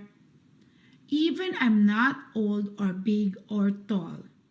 But being grown up wasn't much fun. It's more fun being me. And if you guys want me to read another book, just leave a comment in the comment section and I will try to read it. See you guys next time. Thank you for watching and listening. Thank you for watching. Don't forget to subscribe. Read aloud with me. Bedtime story. Hi guys, let's read another Pete the Cat series. If you have this book, grab it and let's start reading. Pete the Kitty Goes to the Doctor by Kimberly and James Dean. Pete the Kitty wakes up. It is time to go to school. Pete stretches his arms. He stretches his legs. Ouch! Pete's belly hurts. Pete calls his dad. My belly doesn't feel groovy, he says. Pete's dad feels his head.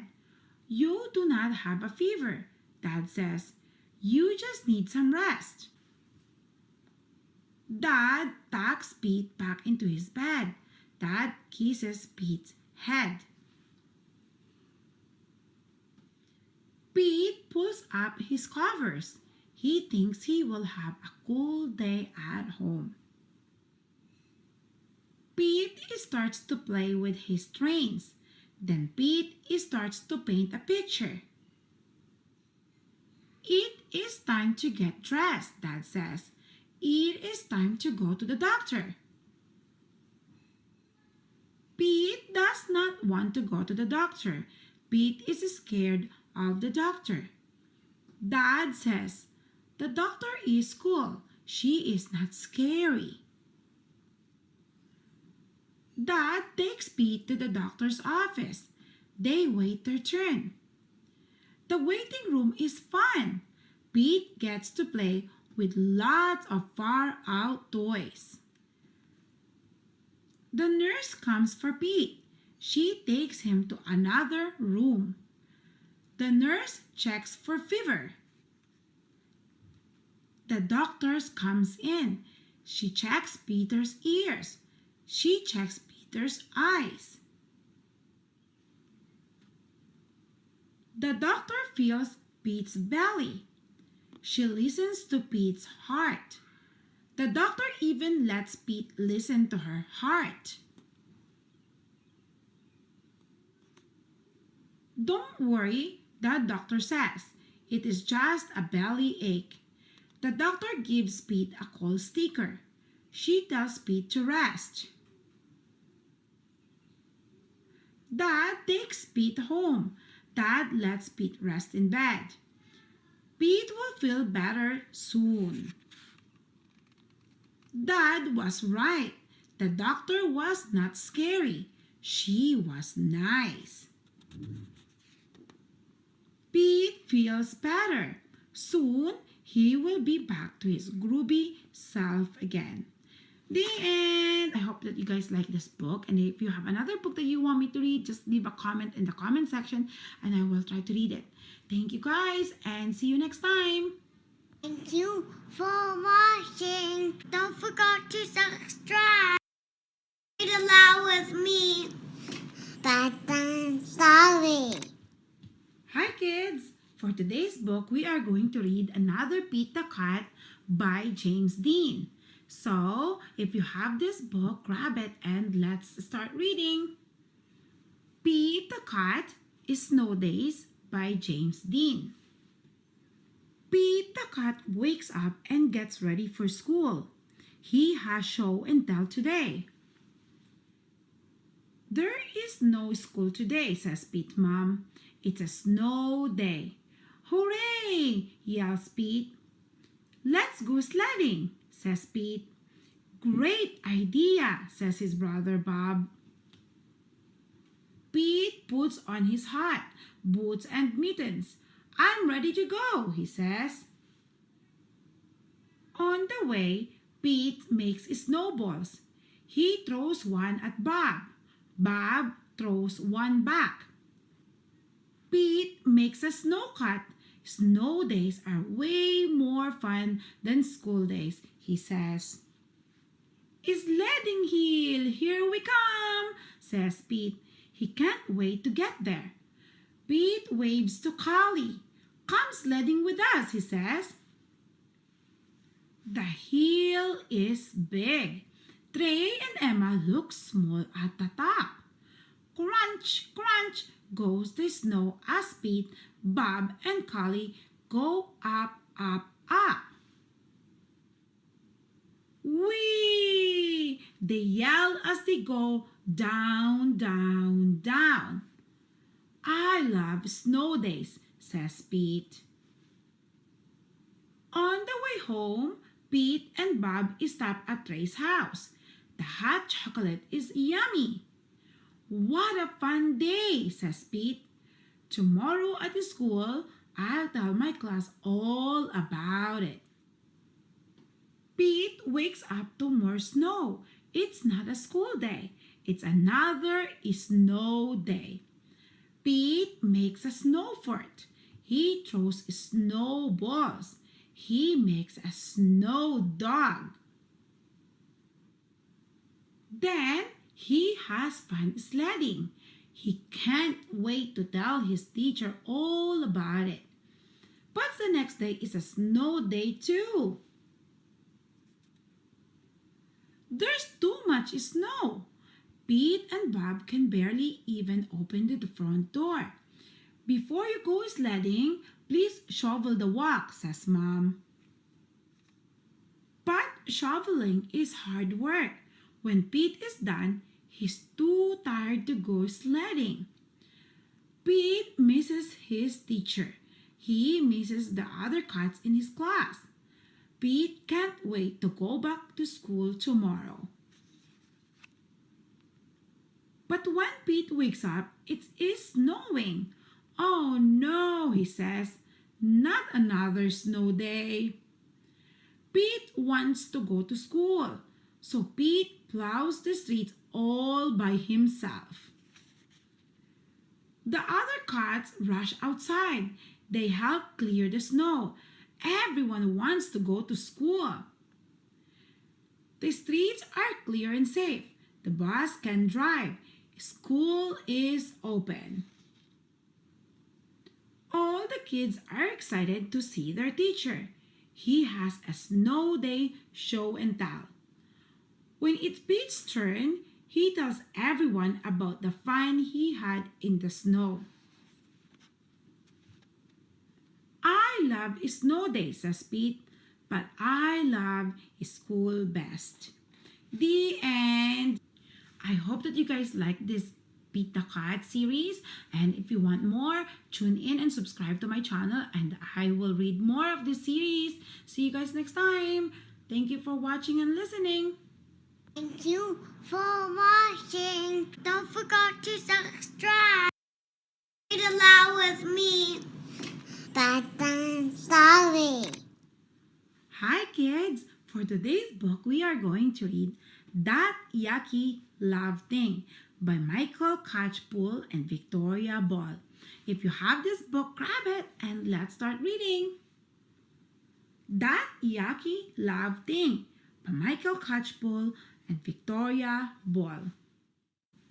Sam was fed up. There was too much of that yucky love thing around for his liking. Wherever he turned, it was there. His mom and his dad were always hugging, yuck, and kissing, yuck. His grandparents were even worse, double yuck. His sister was no better. She was always holding hands with her boyfriend Wayne, or Scott, or Matthew. Yuck, yuck, yuck. Or listening to songs about love, or sighing about it, or giggling about it. Sometimes she even cried about it with her friend Emily. Double yuck. Sam had had enough. He needed to escape. That yucky love thing, it's not for me, he said. So he got on his bike and rode away. He pedaled and pedaled until he came to deep dark jungle. But that was no better. It was even worse. The monkey swung through the trees arm in arm. Yuck! The elephants gave each other long wet kisses with their long wet trunks. Yuck! All the bears spent all day hugging. Double yuck! I can't stand it. This yucky love thing is not for me, Sam told the tiger as he got on his bike and rode away. Sam went to the bottom of the sea in a submarine he borrowed from an old sailor who was practicing his trumpet. But that was no better. It was worse. The dolphins blow heart-shaped bubbles at each other. Yuck! The big blue whales gave each other big blue kisses with their big blue lips, and there's nothing quite as big as a big blue whale kiss. Yuck! Even the crabs spent all day holding claws. Double yuck! I can't stand it, says Sam. I must get away. This yucky love thing, it's not for me. So Sam went to the moon in a rocket of his own design. But that was no better.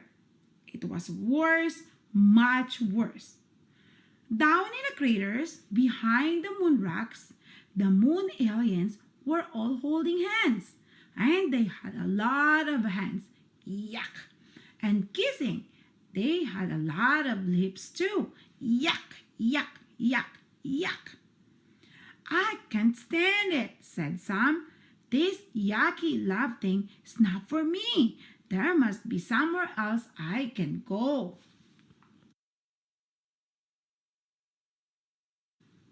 Sam got into a boat and set sail. He found himself on a tiny island all alone. He sat under a palm tree in the shade. That's better, he said. Now I'm all alone. There won't be any more of that yucky love thing.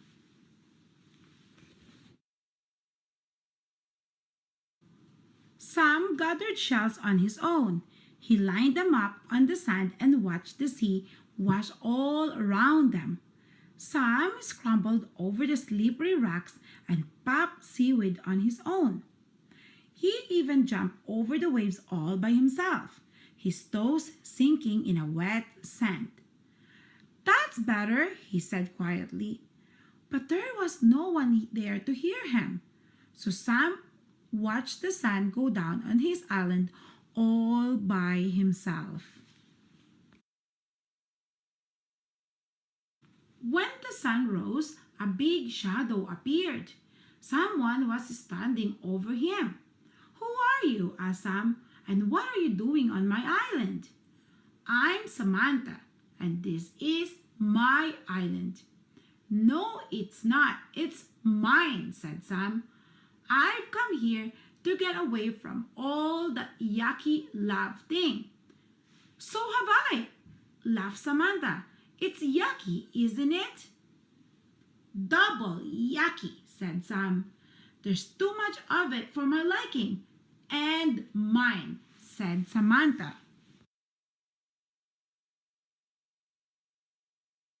So Sam and Samantha spent all day getting right away from it. They collected shells together. They jumped over waves. They even clambered over the slippery rocks until Sam slipped and tripped and fell. "Got you," said Samantha, catching him by the hand. "Thank you," said Sam. "You're welcome," replied Samantha, and she gave his hand a little squeeze. Then Sam and Samantha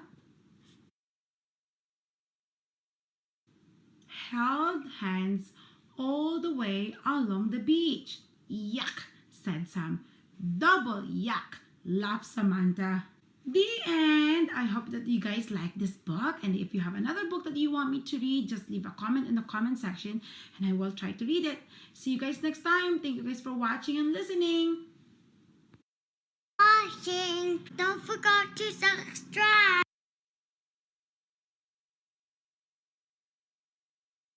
Read aloud with me. Bedtime story. Hi guys, I'm coming back with another Dr. Seuss book written by Theo Liseg, illustrated by Roy McKee, titled 10 Apples Up on Top. If you have this book, grab it and let's start reading.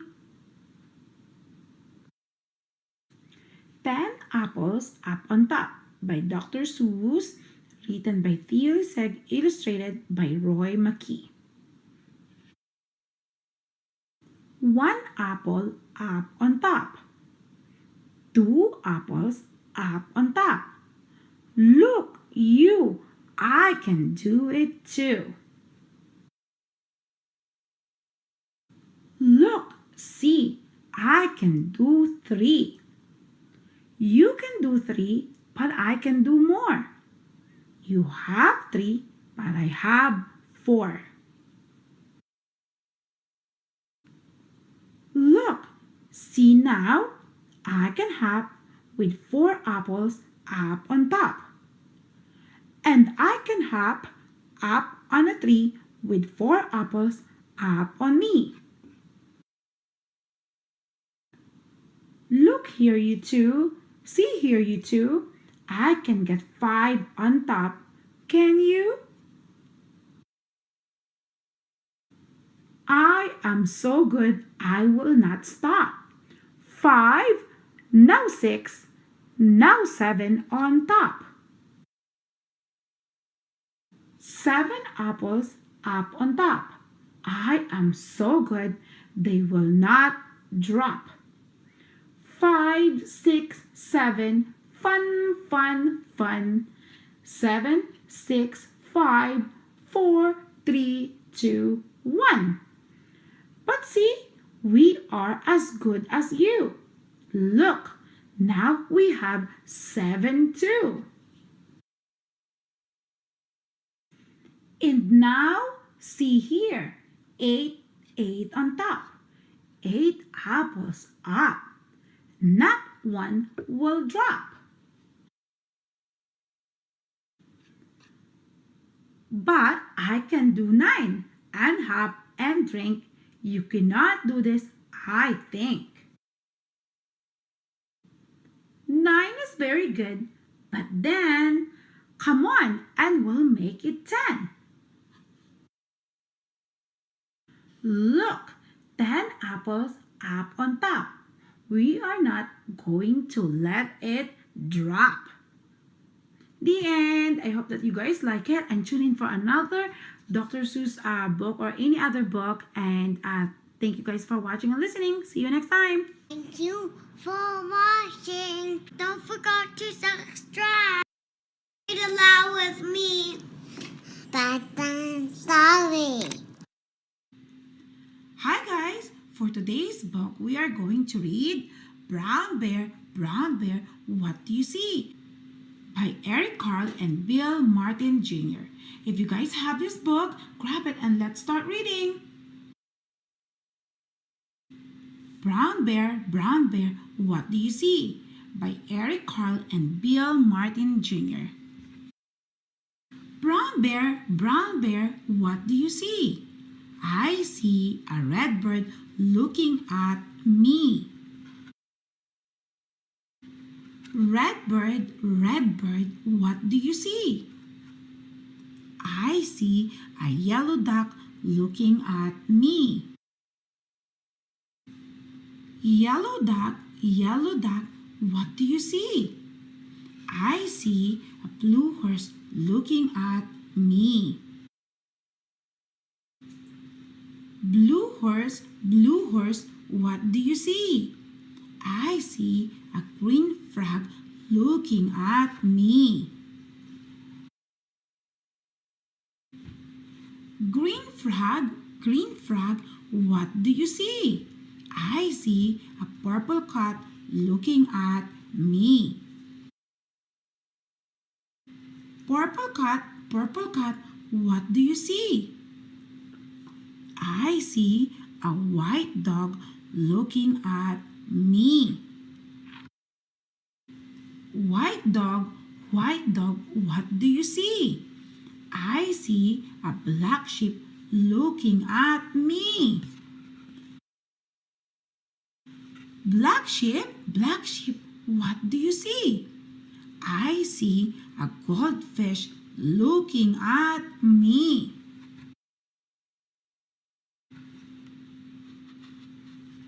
Goldfish, what do you see? I see a teacher looking at me. Teacher, what do you see? I see a children looking at me. Children, what do you see? We see a brown bear, a red bird, a yellow duck, a blue horse, a green frog, a purple cat, a white dog, a black sheep, a goldfish, and a teacher looking at us. That's what we see. The end. I hope that you guys like it and tune in for more books. And thank you guys for watching and listening. See you next time. Thank you for watching. Don't forget to subscribe. Read aloud with me. Bedtime story. Hi kids. For today's book, we are going to read Dr. Seuss book by Bright and Early Board Books. Oh, the things you can think. If you have this book, grab it and let's start reading. Oh, the things you can think by Dr. Seuss. You can think about red. You can think about pink. You can think up a horse. Oh, the things you can think. Oh, the things you can think of if only you try. If you try, you can think up a guff going by. And you don't have to stop. You can think about slope, slope, slope, beautiful slope, beautiful slope with a cherry on top. You can think about night, a night in Nanup. The birds are asleep and the three moons are up. You can think about day, a day in the lake. The water is blue and the birds are awake. Think, think and wonder, wonder and think. How much water can 55 elephants drink? You can wonder, how long is the tail of a zong? Think of light, think of bright, think of stairs in the night. Think, think a ship, think a long trip. Go visit the viper of Vip. Think left and think right, and think low and think high. Oh, the things you can think up if only you try. The end. I hope that you guys like this Dr. Seuss book because I have more to read. So tune in and thank you guys for watching and listening. See you next time. Thank you for watching. Don't forget to subscribe.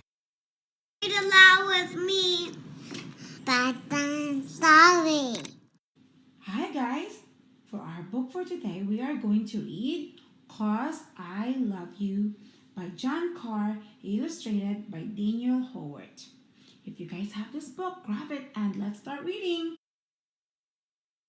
"Cause I Love You" by John Carr, illustrated by Daniel Howard. You are my little bundle bear. Snap up, wrap up, woolly wear. We go here, there, everywhere, 'cause I love you. You're my rum-tum, rat-a-tat. Big bass drum, march this way, that. I step, high step, scurry scott, 'cause you have to. You're my keen eye, keeping track. One or two bucks, put one back. Scribble, nibble, sneak a snack. All we go. You're my fearless, high oh my. Deep toes, touch the sky. Legs pump harder, watch you fly. Up to the blue. You're my rough and ready guide. Tip, tap, tumble, don't you cry. Kiss the smeary eyes goodbye. See, good as new. You're my hungry, home we go. Tag, you're it. Run high, run low. Race you, chase you to, and pro the avenue. You're my rackem, stackem tat. What's to eat? Pick in a pot. Lick the ladle, miss a spot. Yep, all for you. You're my gulp and goggle up. Yum, yum, stummy, steamy sup. Clean the plate and drain the cup till you're all through. You're my slippery, soapy cub. Boats are bobbing in the tub. Aye, Captain. Scrub-a-dub as is shampoo. You're my gun to sleepyhead. Kiss goodnight and books all read. Muzzle nuzzle is snug in bed. 'Cause I love you. The end. I hope that you guys like this book and tune in for more books. And thank you guys for watching and listening. See you next time. Thank you for watching. Don't forget to subscribe. Read aloud with me. Bedtime story. Hi kids. For today's book, we are going to read From Head to Toe from Eric Carle. If you guys have this book, grab it and let's start reading. I am a penguin and I turn my head. Can you do it? I can do it. I am a giraffe and I bend my neck. Can you do it? I can do it. I am a buffalo and I raise my shoulders. Can you do it? I can do it. I am a monkey and I wave my arms. Can you do it? I can do it. I am a seal and I clap my hands. Can you do it? I can do it. I am a gorilla and I thump my chest. Can you do it? I can do it. I am a cat and I arch my back. Can you do it? I can do it. I am a crocodile and I wiggle my hips. Can you do it? I can do it.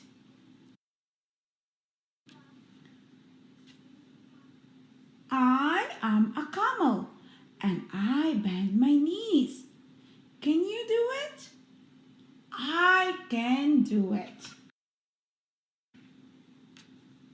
I am a donkey and I kick my legs. Can you do it? I can do it. I am an elephant and I stamp my foot. Can you do it? I can do it. I and I wiggle my toe. Can you do it? I can do it. I can do it. The end. I hope that you guys like it and tune in for more books. And thank you guys for watching and listening. See you next time. Thank you for watching. Don't forget to subscribe. Read aloud with me. Bedtime story. Hi kids. For today's book, we are going to read Beat the Cat Too Cool for School by Kimberly and James Dean. If you have this book, grab it and let's start reading. Beat the Cat Too Cool for School by Kimberly and James Dean. Pete wants to look cool. He asks everyone, "What should I wear?" "Wear your yellow shirt," his mom says. "It is my favorite." So Pete does. "Wear your red shirt," Pete's friend Marty says. "It is my favorite." So Pete does. "Wear your blue shirt," Pete's brother Bob says. "It is my favorite." So Pete does. "Wear your long pants," Pete's teacher says. "They are my favorite." So Pete does.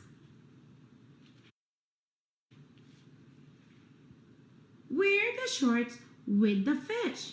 Pete's friend Callie says, they are my favorite.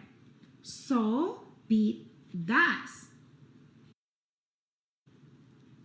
Wear the polka dot socks. The bus driver says, they are my favorite. So Pete does. Wear the cowboy boots. Grumpy Toad says, they are my favorite. So Pete does. Wear the tie with the stripes. Emma says, it is my favorite. So Pete does. Wear your baseball hat. His coach says, it is my favorite. So Pete does. Pete puts on all the clothes. Does he look cool? No, Pete looks silly. He also feels very hot. Pete goes home. He changes his clothes. Pete puts on his favorite shirt. Pete puts on his favorite pants. Pete puts on his favorite socks. Pete puts on his favorite shoes. Pete puts on his sunglasses. Pete says, now I am cool. If you want to be cool, just be you. The end. I hope that you guys like it and tune in for more books. And see you guys next time. Thank you for watching and listening. Thank you for watching. Don't forget to subscribe. Read aloud with me. Bedtime story. Hi kids, for today's book we are going to read Make a Wish, Honey Bear by Marcus Pfister from North South Books. If you guys have this book, grab it and let's start reading. Honey Bear sat on the rock by the river and stared into the water. It was his birthday, but Honey Bear was feeling sad.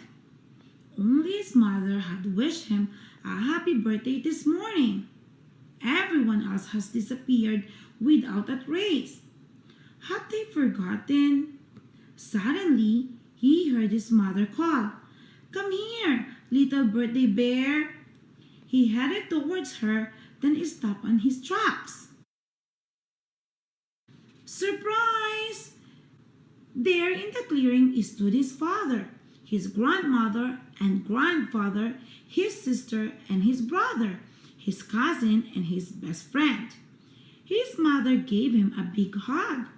Then she brought out a beautiful birthday cake and everyone sang happy birthday. "Blow out the candles, Honey Bear," said Mother, "and don't forget to make a wish." "What will you wish for?" asked his little sister. "What should I wish for?" thought Little Bear. "Wish for all the luck in the world," said Mother softly.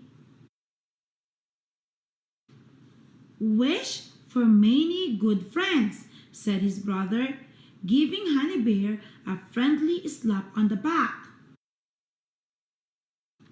"Wish for sunshine every day, wherever you go," said his cousin. "Wish for a big salmon the next time we go fishing," said his father, throwing Honey Bear up in the air. "Wish for lots of time to play, especially with me," said his sister shyly. "Wish for a thick coat so that you won't get hurt when we wrestle," said his best friend as he snuck up behind him, laughing. "Wish for a sharp nose so you'll be able to smell delicious things from far away," said his grandmother, and she gave him a big kiss on the cheek. "Wish for a long, undisturbed winter's sleep," said grandfather, yawning. Mother carefully set the cake down on a tree stump. Honey Bear closed his eyes, took a big breath, made a wish, and blew out all the candles. What did Honey Bear wish for? Did he wish for all the luck in the world? Did he wish for many good friends? Did he wish for sunshine wherever he went? Did he wish for a big salmon? Did he wish for lots of time to play? Did he wish for a thick coat? Or did he wish for a sharp nose? Or did he wish for a long winter's sleep? No, Honey Bear wished that all his birthdays could be happy as this one. The end. I hope that you guys like this book and tune in for more book, and don't forget to subscribe. And thank you guys for watching and listening. See you next time. Thank you for watching. Don't forget to subscribe. Read aloud with me. Bedtime story. Hi kids. For today's book, we are going to read A Fly Went by Mike McClintock, illustrated by Fritz Seibel. If you have this book, grab it and let's start reading. I sat by the lake. I looked at the sky. And as I looked, a fly went by. A fly went by. He said, "Oh dear." I saw him shake. He shook with fear. And when I saw that fly go past, I asked him why he went so fast. I asked him why he shook with fear. I asked him why he said, "Oh dear." He said, "I must get out of here." The fly said, "Look, and you will see. That frog is after me." The fly went past.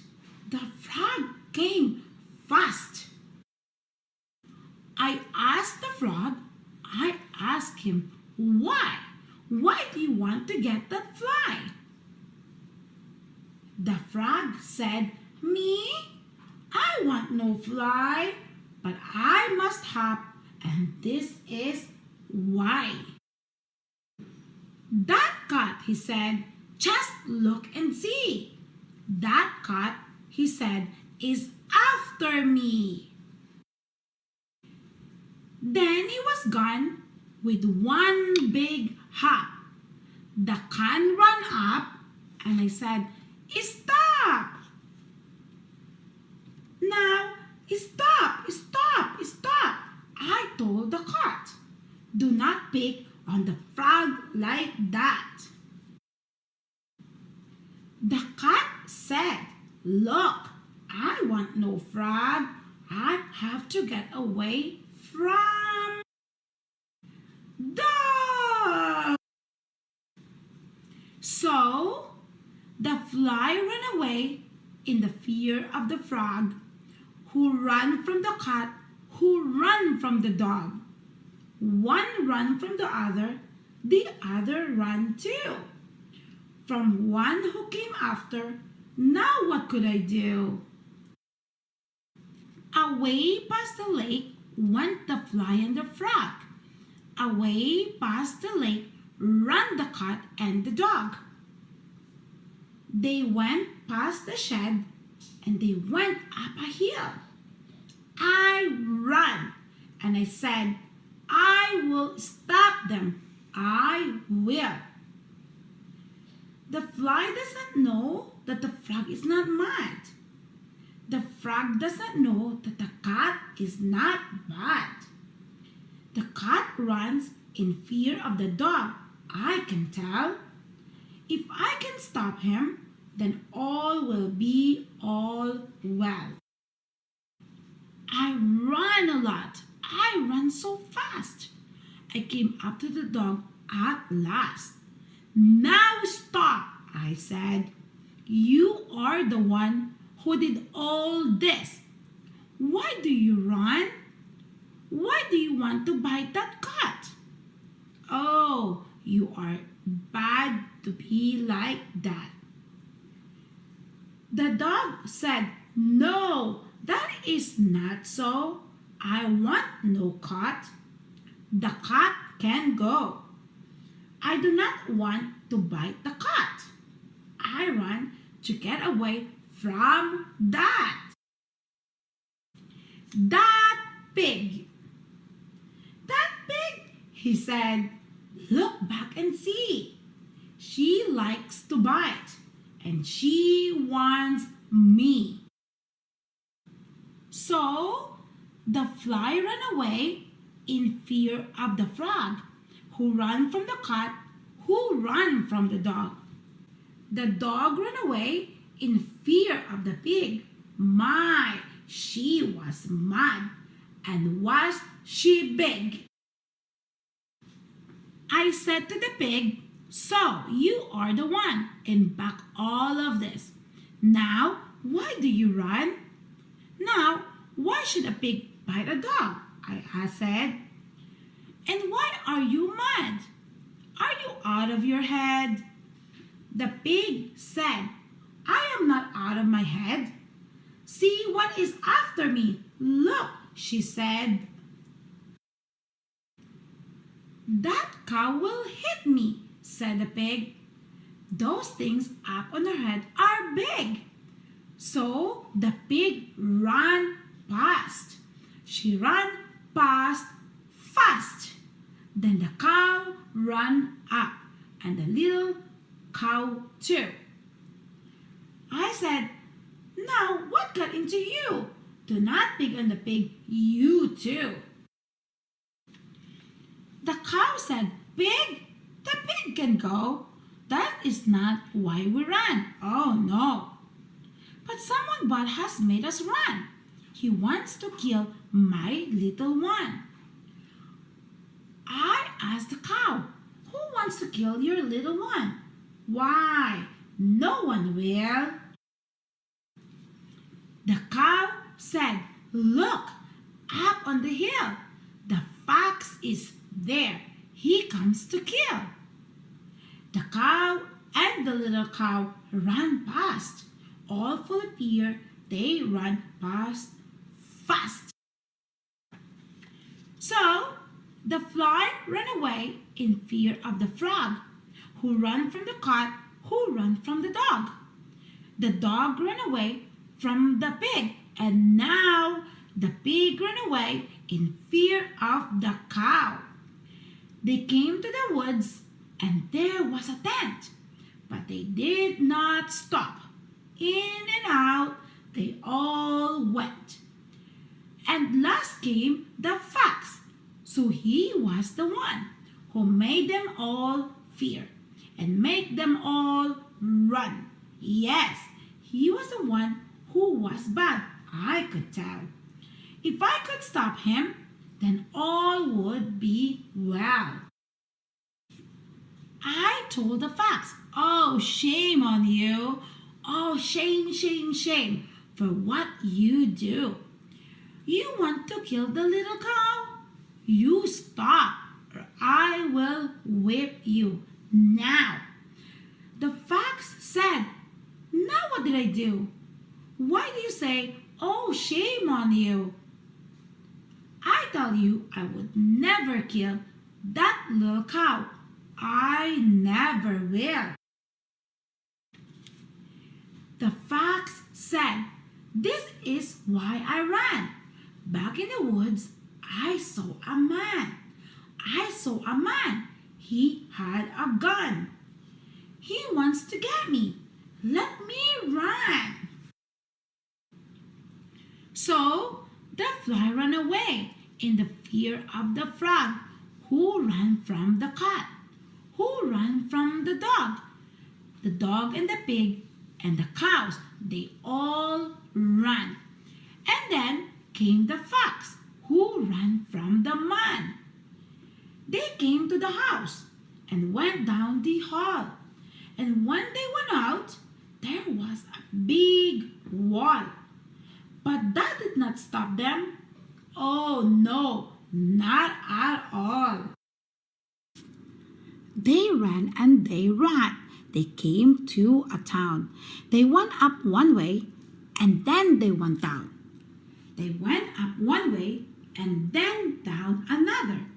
They ran and they ran, one after the other. They came to a bank, but they did not stop. They went in the bank with a jump and a hop. With a jump and a hop, they ran in and then they went out the back way and ran on again. I ran as fast as I could run. You are the one in back of this. You are the one who wants the fox. Put down your gun. Fox, fox, the man said. No, I saw no fox, but I must go. For you should see, yes, you should see, that thing that it now is after me. I did not see it, said the man. I took my gun and then I ran. For I could hear it bump and thump. It was so bad it made me jump. It was so bad it made me fear. It was so big, it was so near. It must be 10 feet tall, he said, and big and fat and bad and red. Why, it can bite and kick and kill. And it will do it. Yes, it will. I hear it now. Come on, I say, for I must run and get away. Bump, bump. The man ran past, fast, fast, fast. What did I hear? A bump and a thump. It was so bad it made me jump. I was about to run away, but then I saw the thing and say, it was not tall, it was not mud, it was not big, it was not bad. Was this the thing that made them run and made them fear? Was this the one? It was a little ship, so tame. It came to me and it was lame.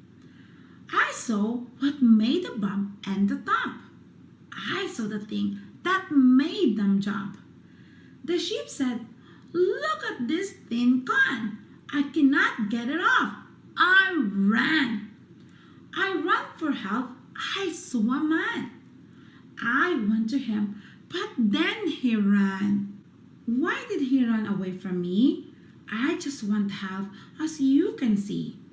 I said, I will get help for you, and I can help the others too. For now, I know just what to do. Oh man, I called, come back, come here. This is a sheep, so have no fear. The sheep wants help, for it is lame. Come back, come here. And then he came. And then the man took off the con, but still the others ran and ran. They didn't know about the con. I had to call so they would hear. I had to tell them not to fear. I had to tell them all was well. And so I gave a great big yell. Stop! I said to them all, you must not run away. No one is after you. No one, I say. You all ran away, and now I know why. I sat by the lake, and there came a fly.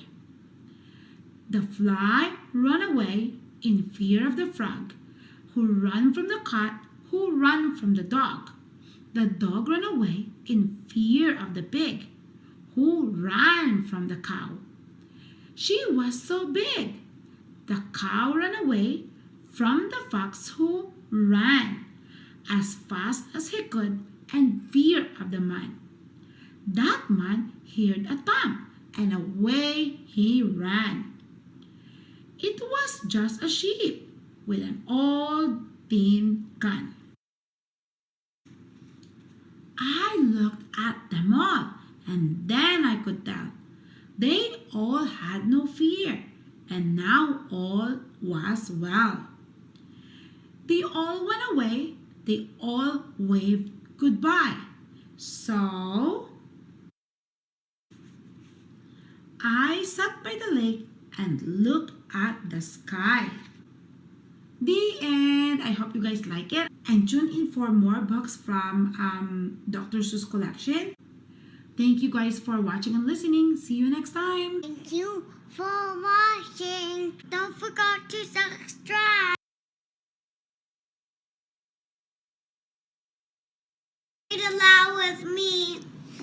Bedtime story. Hi kids. For today's book, we are going to read Flat Stanley, The Museum Thieves by Jeff Brown, pictures by Scott Nash. If you have this book, grab it and let's start reading. The Museum Thieves, Chapter 4 in Flat Stanley series by Jeff Brown and picture by Scott Nash.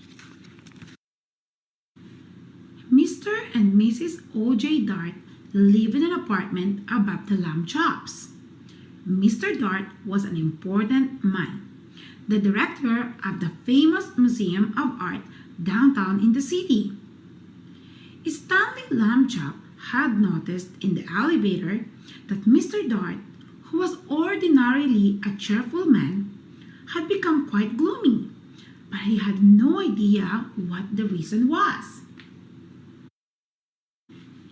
And then at breakfast one morning, he heard Mr. and Mrs. Lambchop talking about Mr. Dart. "I see," said Mrs. Lambchop, reading the paper over his coffee cup. "That is still another painting has been stolen from the famous museum. It says here that Mr. O.J. Dart, the director, is at his wit's end." "Oh dear, are the police no help?" Mrs. Lambchop asked. "It seems not," said Mr. Lambchop. "Listen to what the chief of police told the newspaper. We suspect a gang of sneak thieves. These are the worst kind. They work by sneakery, which makes them very difficult to catch. However, my men and I will keep trying. Meanwhile, I hope people will buy tickets for the policeman's ball and not park their cars where signs say don't."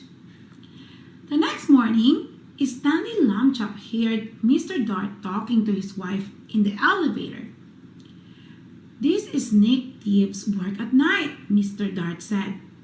"It is very hard for our guards to stay awake when they have been on duty all day. And the famous museum is so big, we cannot guard every picture at the same time. I fear it is hopeless, hopeless, hopeless." Suddenly, as if an electric light bulb had lit up in the air above his head, giving out little shooting lines of excitement, Stanley Lambchop had an idea. He told it to Mr. Dart. "Stanley," Mr. Dart said, "if your mother will give her permission, I will put you and your plant to work this very night." Mrs. Lambchop gave her permission. "But you will have to take a long nap this afternoon," she said. "I won't have you up till all hours unless you do." That evening, after a long nap, Stanley went with Mr. Dart to the famous museum.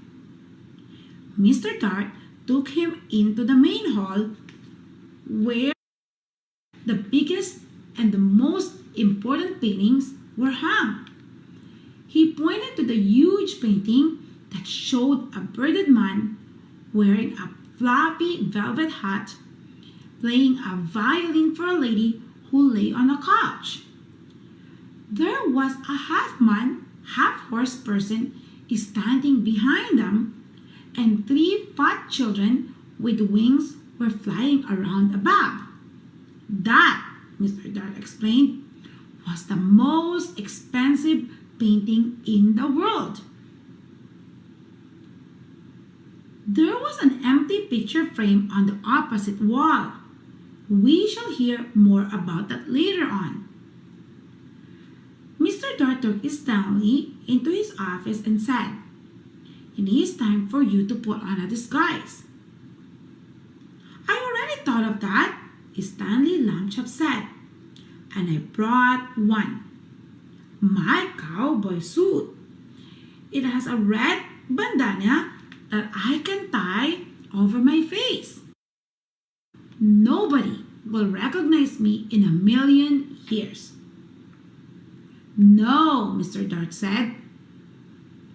"You will have to wear the disguise I have chosen."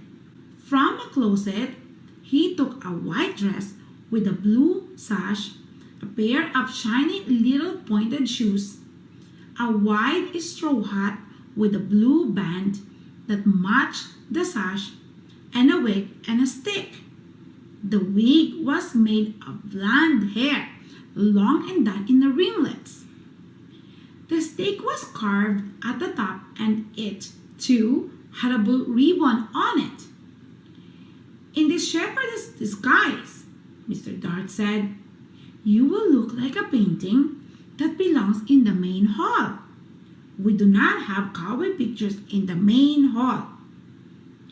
Stanley was so disgusted he could hardly speak. "I will look like a girl. That's what I will look like," he said. "I wish I had never had my idea." But he was a good sport, so he put on the disguise. Back in the main hall, Mr. Dart helped Stanley climb into the empty picture frame. Stanley was able to stay in place because Mr. Dart had cleverly put 4 small spikes in the wall, one for each hand and foot. The frame was a perfect fit. Against the wall, Stanley looked just like a picture.